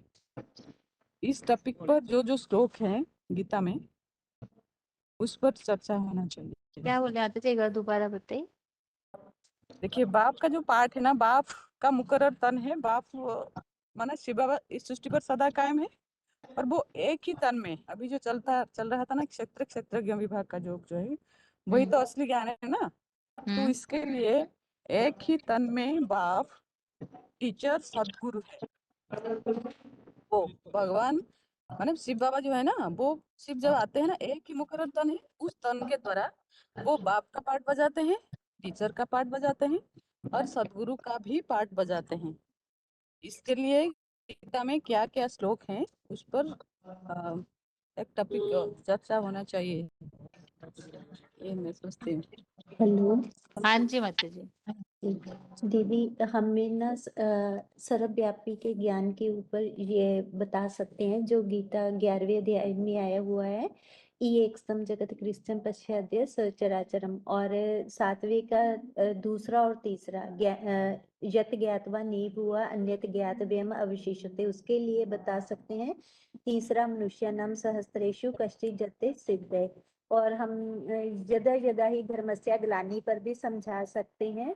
और जो 18वें अध्याय में आया हुआ है ना, गुह्यात गुह्यतरम नेया, उसके ऊपर भी बता सकते हैं कि भगवान ही हैं जो गुह्य से गुह्य ज्ञान सुनाते हैं, और ये भी बता सकते हैं कि हमारा मोह नष्ट कैसे होता है और कैसे हमें समृद्धि प्राप्त होती है, और कैसे अर्जुन कहता है कि माना के कृष्य वचनम तब मैं अब आपकी आपको जान गया हूँ, जो आप जैसा भी कहेंगे मैं वैसा ही मानूंगा। कॉल को होल्ड पर रखा है। Hello hello. हाँ जी हाँ जी। हाँ, ये एक प्रश्न जब बताया जाता है गीता का भगवान शिव शंकर भोलेनाथ है, तो जो भक्ति मार्ग वाले हैं उनके बुद्धि में बैठा हुआ है गीता का भगवान कृष्ण है। तो कृष्ण समझने से वो बड़े कृष्ण को समझते हैं। बाबा तो समझाते हैं कि ये छोटा बच्चा थोड़ी ज्ञान देगा, छोटा बच्चा के बुद्धि में रहस्य बैठेगा, थोड़ी बात है। तो वो कृष्ण बड़े रूप का चित्र देखते हैं और यहाँ शिव बाबा भी बड़ा रूप है। तो जब समझाया जाता है तो उसी बात को लेकर के वो उनको क्लीन प्रूफ पहुंच नहीं पाता है कि वो बहुत सारा चीज उसको जैसे अभोक्ता है, अजन्मा है, अकर्ता है, ये चीजों को जो आत्मी भान में स्टेज में जाएंगे तब जाकर के थोड़ा थोड़ा बुद्धि में बैठेगा।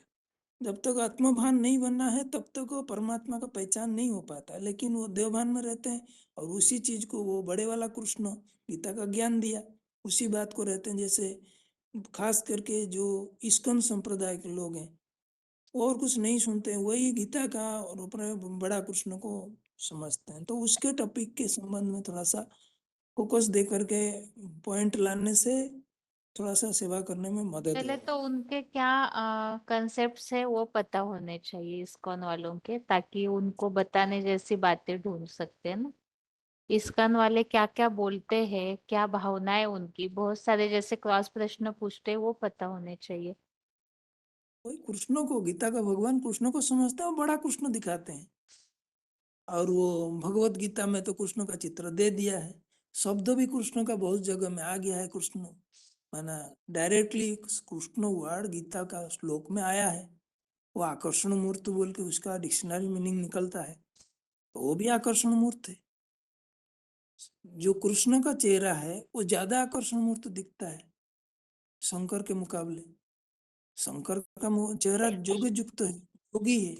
आप दृष्टि लेंगे तो जोगी बनेंगे, लेकिन ये कृष्ण आकर्षण मूर्त शरीर के हिसाब से है, तो वो क्लैरिफिकेशन में समझाने में मुश्किल भी होता है, वो पकड़ नहीं आता है, वो समझाने से वो बात भी नहीं क्लियर होता है, उतना समय भी नहीं देते हैं, वही कंफ्यूजन, वही मुश्किलें थोड़ा बढ़ता है। ठीक है। हाँ जी, बताइए बनारस। ओम शांति बहन जी। हाँ जी। ये भाई जो भी बताए हैं तो उसके लिए तो 4 का पहला श्लोक ही काफी है कि भगवान वहाँ लिखा हुआ है श्री भगवान उवाच, न कि कृष्ण उवाच लिखा है। इमं विवसते योगम प्रोक्तवान अहम अव्ययम विवस्वान मनवे प्राह मनु इक्ष्वाक्वे अब्रवीत। भगवान आते हैं तो विवस्वत मनु को ज्ञान देते हैं, अर्थात वही जो सूर्य है, विवस्वत सूर्य को कहा गया है, उनको आकर के ज्ञान दिया, तो उनको यह बात बतला रहे हैं ना कि मैंने यह अविनाशी योग विवस्वत को कहा था, विवस्वत ने मनुआ को कहा और मनु ने इक्ष्वाकु को कहा। इस तरह से इससे सिद्ध होता है कि भगवान आते हैं तो किसको देते हैं, विवस्वत मनु को देते हैं। तो भगवान वाच लिखा है यहाँ पे, सीधा सीधा कृष्ण वाच तो लिखा नहीं है। इससे सिद्ध होता है कि भगवान ये कोई सब और है। हम ज्ञान वाले लोग तुरंत मान लेते हैं क्योंकि हम मुरलियों में बार बार वही बातें सुनते, लेकिन बाहर वाले हर श्लोक को किस व्यू से ले रहे हैं उस पर डिपेंड करता है कि वो किस भाव से ले रहे हैं और उन्हें उसके लिए किस तरह से समझाना है। इसके लिए तो हर श्लोक का जो अर्थ है बाहर वालों जी का जो भाव है तो अलग ही होता है ना, उससे पहले समझना होगा हमें। जी आगे बताइए गंगटोक। हाँ दीदी, मेरे एक जो हम जो पर्ची है ना, जो थोड़ा पर्ची में थोड़ा चेंज करके पर्ची बनाने से थोड़ा अच्छा होता है। एक पर्ची में जैसा हम बांटने जाते हैं, जब पर्ची बांटने जाते हैं तो मैं अयोध्या में भी गया था और हर जगह में 2-3 प्रॉब्लम आता है। जैसा बोलते हैं ना, विश्व का पिता एक सूत्र में बांधने के लिए आए हैं, उनको पहचानेंगे, तो वो लोग क्या बोलते हैं कि आदि देवी सनातन धर्म को तो आप नहीं लिखते हो और जब मुसलमान और क्रिश्चियन के जगह में जाकर तुम पर्ची नहीं बांटते हो, इसीलिए हमारा हिंदू धर्म को ही तुम टुकरा रहे हो, इसीलिए आपको इसके आगे हिंदू धर्म का तब आदि सनातन देवी देवता धर्म जरूर मेंशन करना चाहिए। और ये कब आया कैसे आया थोड़ा स्पष्ट करके लिखिए। आप लोग इतना देते हो कि सत्युग आने वाला है, कलयुग जाने वाला है, भगवान साकार में आए हुए हैं, हाँ वो तो ठीक है, इसीलिए थोड़ा क्लियर करके जो सटीक होना चाहिए।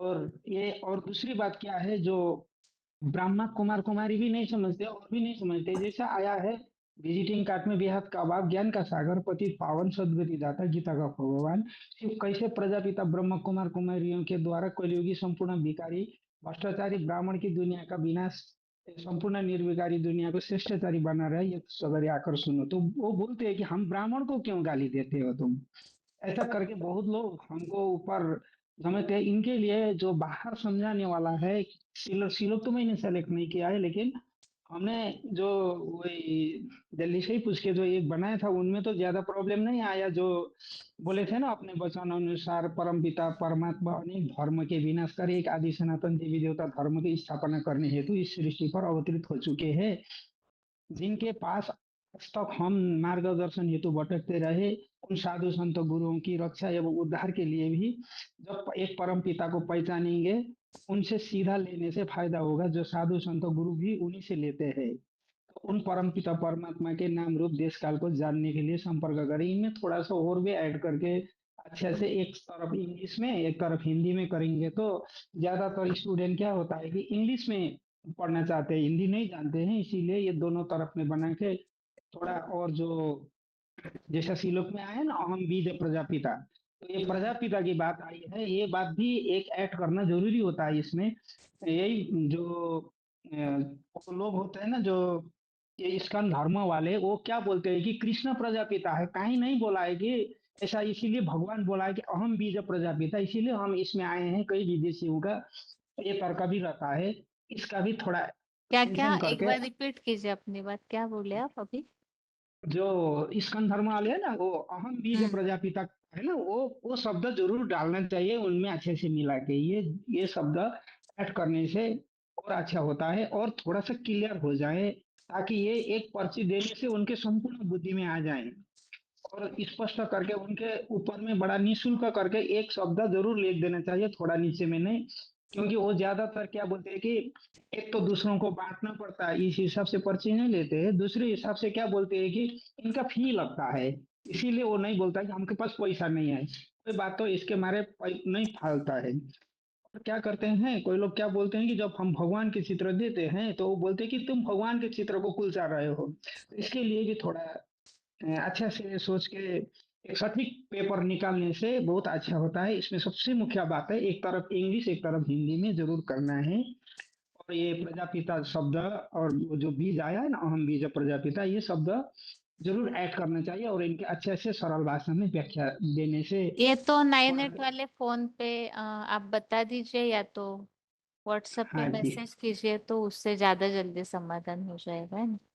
आप जो हाँ जी, जैसे हाँ जी, मैटर चाहते हैं वैसे एक बार बता दीजिए आप। हाँ जी, ये माय मैटर है। और ये जो बेहद का है ना, वो तो ब्रह्म कुमारी और गहराई से समझाने वाली बात है, उनमें विजिटिंग में न रखने से बहुत अच्छा होता है। जो पंडित लोग हैं हमसे बहुत वो करते हैं। और हम जो इस बार प्रयागराज में गए थे, तो प्रयागराज में भी माँ मंडलेश्वर वगैरह तो बहुत सो मिले थे। तो वो समय में वो लोग क्या बोल रहे थे कि ठीक है भाई जी, अब और को ज्ञान सुनाइए, हम पंडित लोग बड़े बड़े माँ मंडलेश्वर को तुम क्यों ज्ञान सुनाने आ रहे हैं। तो हमने उस समय बोले कि हम ज्ञान सुनाने नहीं आ रहे हैं, आप खुद सिर्फ निमंत्रणा देना आ रहे हैं, आप जब फुर्सत मिले तो आप आ जाना। तो क्योंकि ये भगवान का संदेश है, हमारा संदेश तो नहीं है।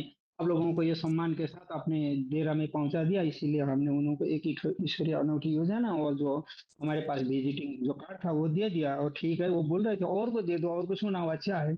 हमको सुनाएंगे तो नहीं, हम तो कभी मानने वाले नहीं है। तो मैंने बोला आपको मानने के लिए नहीं, जानकारी के लिए दिया है, ताकि बाद में ऐसा प्रॉब्लम ना हो। तो उन्होंने इस बात को भी स्वीकार किया था। तो ये थोड़ा सा आप लोगों के माध्यम से, मैंने ये पहले भी भेजा था लेकिन वो दिल्ली से तो हमको अप्रूव हो गया था। तो होके फिर हमने ये बनाया है, इंग्लिश में भी एक तरफ हिंदी में बनाया, लेकिन इसमें भी और मैटर ऐड नहीं हो गया है। जो प्रजापिता शब्द नहीं आया इसमें, तो गीता के अध्याय लगा के करने से थोड़ा क्लियर होता है। नहीं, क्योंकि आज भारतवासी किसमें अटके हुए हैं, ताकि सबको जानते हैं, धर्म में भी सब बोलते हैं हमारा धर्म बड़ा है, धर्म बड़ा है। इसमें थोड़ा सा मेंशन करना एक बात को क्या जरूरत होता है, जैसे बाबा मुरली में बताते हैं, बच्चे उनसे पूछो ताकि पहले धर्म से, तुम्हारा धर्म आने से पहले अगले धर्म कौन था, उनसे अगले धर्म कौन था, जैसे बुद्ध के पहले कौन था, तो क्राइस्ट उसके पहले, और जो उनसे पहले कौन था, ऐसा करके पूछो तो आदि कौन है। इनसे बड़ा साबित करने में हमको आसान हो जाता है। क्योंकि हम नीचे से, जैसे कल्प वृक्ष में नीचे से ऊपर तक के उनको समझाने देने से थोड़ा ऐसा किस्म का जो पर्ची या वो कोई होता, तो हमारे दिमाग में ऐसा पूरा मैटर तो नहीं है। हम ज्यादातर समय होने के कारण ना दीदी, कभी मधुबन की सेवा में, कभी इधर उधर करने से पूरा कोर्स और ये कर नहीं पा रहे हैं। थोड़ा इच्छा तो है, लेकिन ऐसे पर इस हिसाब का एक मैटर अच्छा से निकालेंगे तो सेवा करने के लिए बड़ा अच्छा होता है। और दूसरी बात एक बार पूछनी भी थी दीदी, जैसे हम रोज बड़े बड़े जगह में जाते हैं, कभी कॉलेज जाते हैं, कभी यूनिवर्सिटी में जाते हैं, तो उस समय में तुरंत बोलता है कि आप लोग, हाँ ठीक है हम इकट्ठा कर देंगे, आप बोलो। तो उस समय में माता भी रहती है, कन्या भी रहती है, और सर भी रहते हैं, मैडम भी रहते हैं, और सब लोग रहते हैं। तो उस समय में माता भी नहीं रहती है, कभी कभी तो माता होते हुए भी माता क्या करती है, बोलने के लिए पीछे हट जाती है। तो उस समय में हम क्या करें उसके। अभी भाई रहता है, भाई के सामने में माता रहती है, कन्या रहती है, और जो सब बहुत हाल में तो सब लोग इकट्ठा रहते हैं जो जनरल संदेश देने के समय में, उस समय में हमको क्या करना है। ऐसा तो बोला है कि ऐसे सबको संदेश माताओं को दें। ही रेडी करना चाहिए ना, ये तो हाँ जी, हाँ मुरलियों जी, में कई बहुत है, जगह वो बाबा ने माताओं को बोला है ना। रेडी करना है, हमारा भी इतना वो है माताओं को। लेकिन जहाँ माता तैयार नहीं होती है उस समय में क्या करें। नहीं, मतलब ऐसी माताओं को ही ले जाना चाहिए जो बोलने में फूल तो हो, तुरंत हाँ जहां जी, भी सब मौका मिले तुरंत बोल सके, ऐसे कोई माताओं को रेडी रखना चाहिए। तो वही माता रेडी नहीं हो रहे हैं ना, माता लोग ज्यादा ही फंसे रहते हैं। जिसका जितना भी हो वो नहीं फंस रहा। कई जगह तो ऐसा संभव नहीं है, कई जगह तो बहुत माता एडवांस माता है, ताकि बोलती है तो बोलते हैं माता आप लोग आगे आइए, आ जाइए, तो हम सब कुछ आपको हेल्प करने के लिए तैयार है। लेकिन कोई आजकल बोलते हैं ना, नहीं वीडियोस नहीं। बने हुए हैं ना जनरल, जो भी हाँ जी, जिसमें संदेश की बातें, जैसे आध्यात्मिकता क्या है, वो जो वीडियो है, हम्म। ऐसे कुछ कुछ वीडियो को सिलेक्ट करके उससे पेन ड्राइव में ले जाएंगे तो सभी जगह आजकल प्रोजेक्टर रहते ही है, तो वहां हाँ हाँ तुरंत चला प्रोजेक्ट भी सकते रहता है, हैं। वो भी लैपटॉप कलेक्ट रहते करके हैं वो। तो वहां चला हाँ जी दिया तो उनको एक शॉर्ट संदेश मिल जाएगा और परिचय दे सकते हैं, ऐसे कर। हाँ जी हाँ जी हाँ जी हाँ जी, तो वो देने के लिए भी थोड़ा कुछ तो बताना होता है ना, इसे सिर्फ वो प्रोजेक्टर नहीं लगा सकते हैं, प्रोजेक्टर और तो वगैरह तो सिर्फ सीधा सीधा नहीं लगा सकते, थोड़ा उनको संबोधन भी करना पड़ता है ना, जो बड़े बड़े लोग बैठे होते हैं उतना उस तो समय में। माताओं को बोलने जैसा होना ही चाहिए कि 2-4 वाक्य तो माताएं बोले, कम से कम, ज्यादा नहीं तो। हाँ जी हाँ जी, इसके कागज लिए पे ना लिख के माताओं को दीजिए, उतना पढ़ के सुनाए माताएं। एक बार ऐसा हुआ था, माताओं को हमने एक सप्ताह तक उनको लिख कर उनको कराया था, तो भी उनको हो नहीं पाया, जब स्टेज में गए तो उनको हो नहीं पाया। ऐसा माता प्रैक्टिस करना नहीं चाहती, कई माता तो इतना कोशिश करते हैं, कोई माता तो ऐसा चाहते ही नहीं।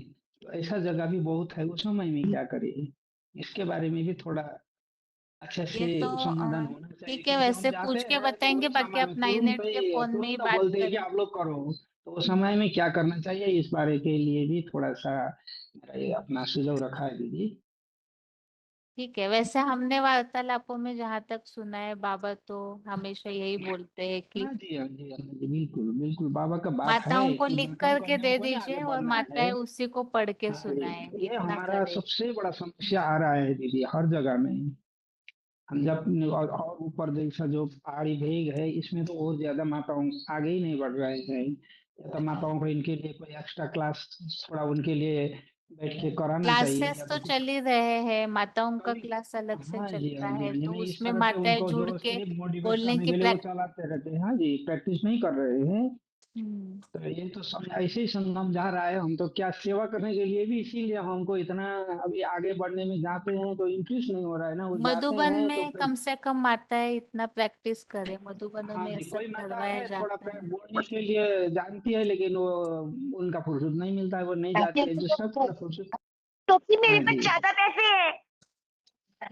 हाँ जी दीदी, ये बात हेलो। है, थोड़ा मैंने आपको रख दिया दीदी, हाँ इसके जी बारे में थोड़ा वो करिए नहीं दीदी, ठीक है, ओम शांति दीदी। हाँ जी, हाँ हेलो माता जी बताइए। हाँ जी दीदी, हम ये पूछ सकते हैं कि उनकी बात भी नहीं कटेगी, और ये पूछ सकते हैं कि गीता ज्ञान तो कृष्ण जी ने ही सुनाया, पर वो किस कृष्ण ने सुनाया, क्योंकि कृष्ण जी भी तो दो हैं, पर गीता ज्ञान सुनाने वाले जो हैं वो बड़ा रूप दिखाया गया है, तो जिसे विराट रूप में अर्जुन भी देख के मूझ गया था कि आप कौन हो, उसे पूछना पड़ा कि आप कौन रूप हो, तो उस रूप के द्वारा गीता ज्ञान सुनाया था, कोई छोटे रूप के द्वारा नहीं, क्योंकि गीता में कहीं भी ये नहीं आया हुआ है कि छोटे रूप में भगवान कृष्ण जी ने ज्ञान सुनाया। तो हमें तो सिर्फ उसी बड़े रूप को देखना है, उसी बड़े रूप को ही समझना है जिसके द्वारा ये गीता ज्ञान सुनाया, जो जिसकी तरफ सारी आत्माएं आकर्षित हो जाती हैं। तो वो रूप के बारे में ही हमें बताना चाहिए दीदी। हाँ जी, आगे बताइए। और एक फोन, कोई छोटे फोन से अनम्यूट है?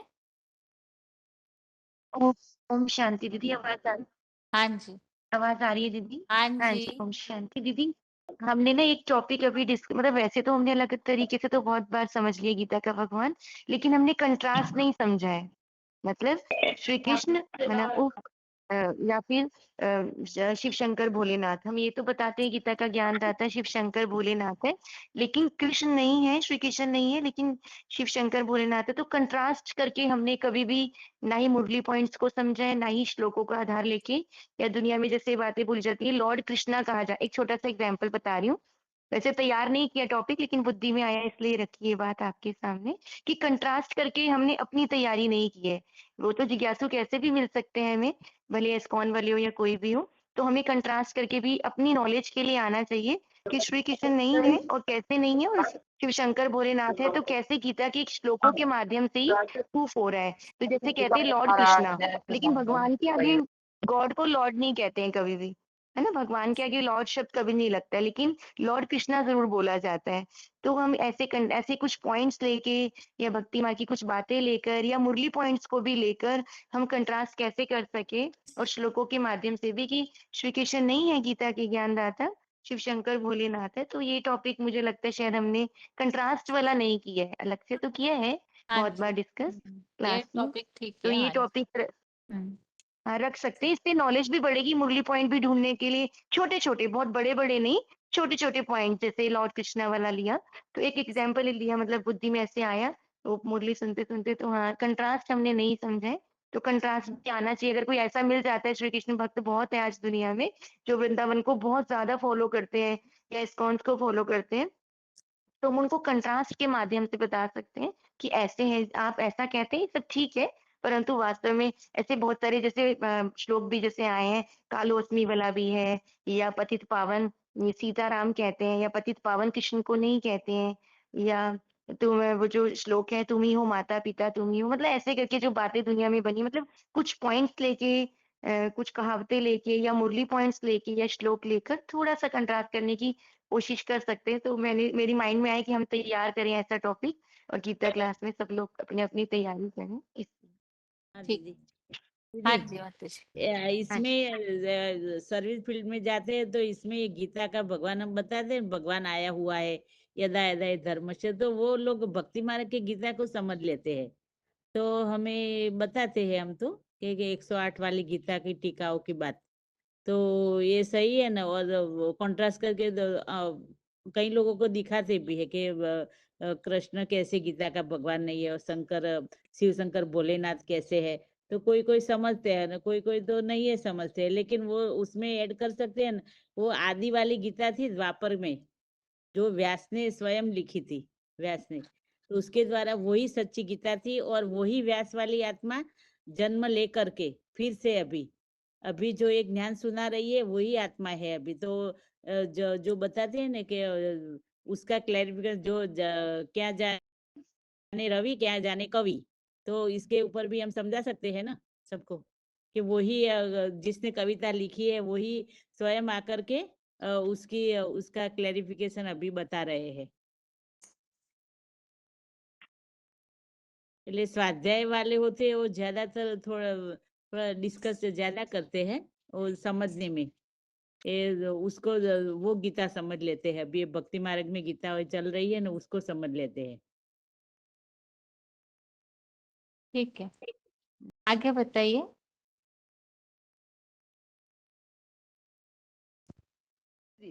हेलो। हाँ जी।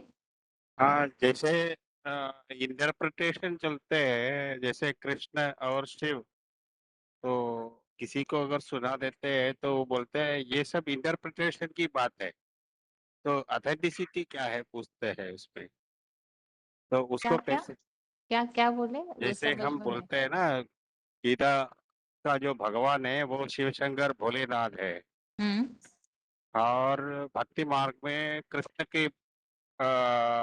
कृष्ण को ज्यादा लोग मानते हैं पहचानते हैं, और उन जगह पे जब गीता में तो कृष्ण का जैसे पहले किसी माताजी ने बताया था, कृष्ण का फोटो दिखाते हैं, तो उस टाइम हम बोल देते हैं शिव शंकर भोलेनाथ है, तो वो बोले कि ये सब इंटरप्रिटेशन की बात है, आज तो गीता इंटरप्रिटेशन में चलते हैं, तो उसमें ऑथेंटिसिटी की बात को कैसे हम ज्यादा जोर दे सकता है, तो ऐसे कुछ बात है तो वो बताना चाहिए ज्यादातर।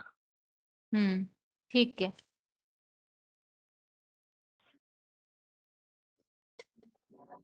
आगे बताइए।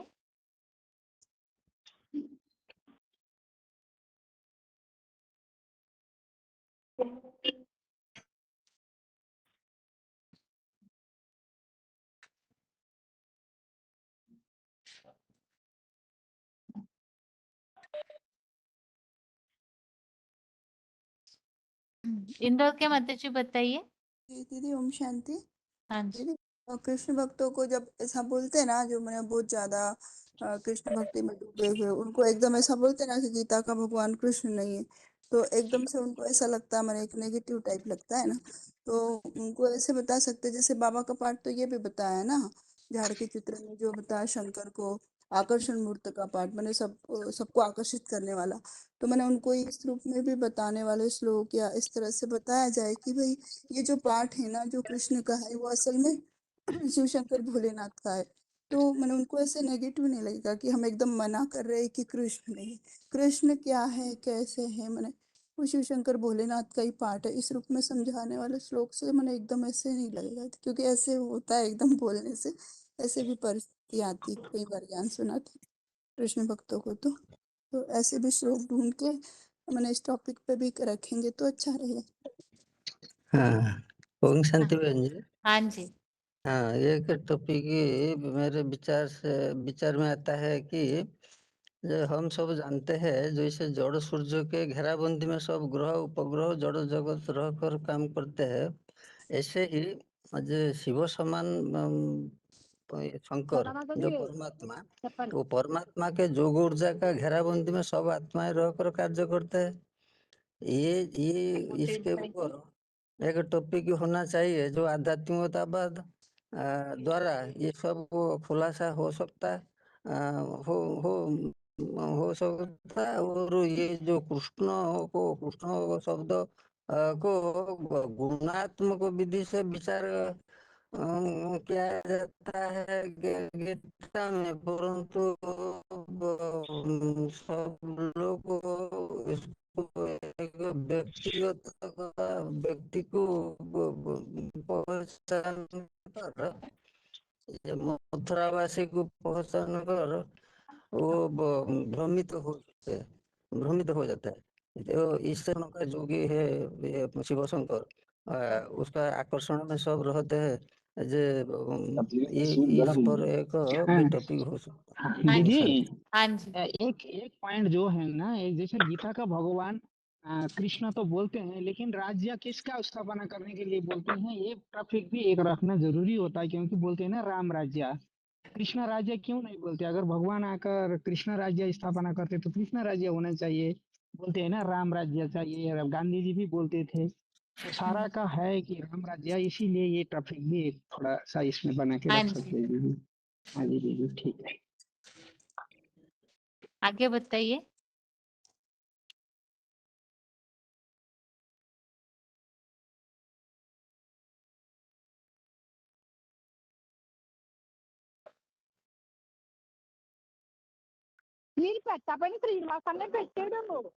माता जी बताइए, काकीनाडा माता जी। हाँ शांति बहन जी, और स्पीकर थोड़ा छोटा स्पीकर लेकर के हम सर्विस में जाने के समय गीत भी लगाते हैं।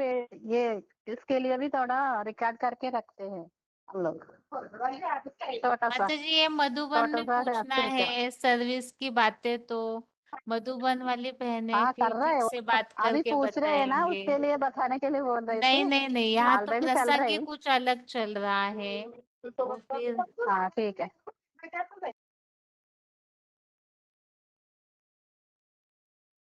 अभी टाइम हो गया है। बाकी आगे अगर और किसी के पास कोई बात है तो बताइए, कि आप सभी में से जिनके प्रश्न ठीक लग रहे हैं तो उस पर सोच करके समय देख करके फिर तब तक ढूंढते रहिए, प्रश्न बताया जाएगा और उस पर फिर टॉपिक के लिए कुछ हिंट्स दी जाएगी, उस हिसाब से फिर आगे किया जाएगा। बताइए सतना के माता जी, हाथ उठाए अभी।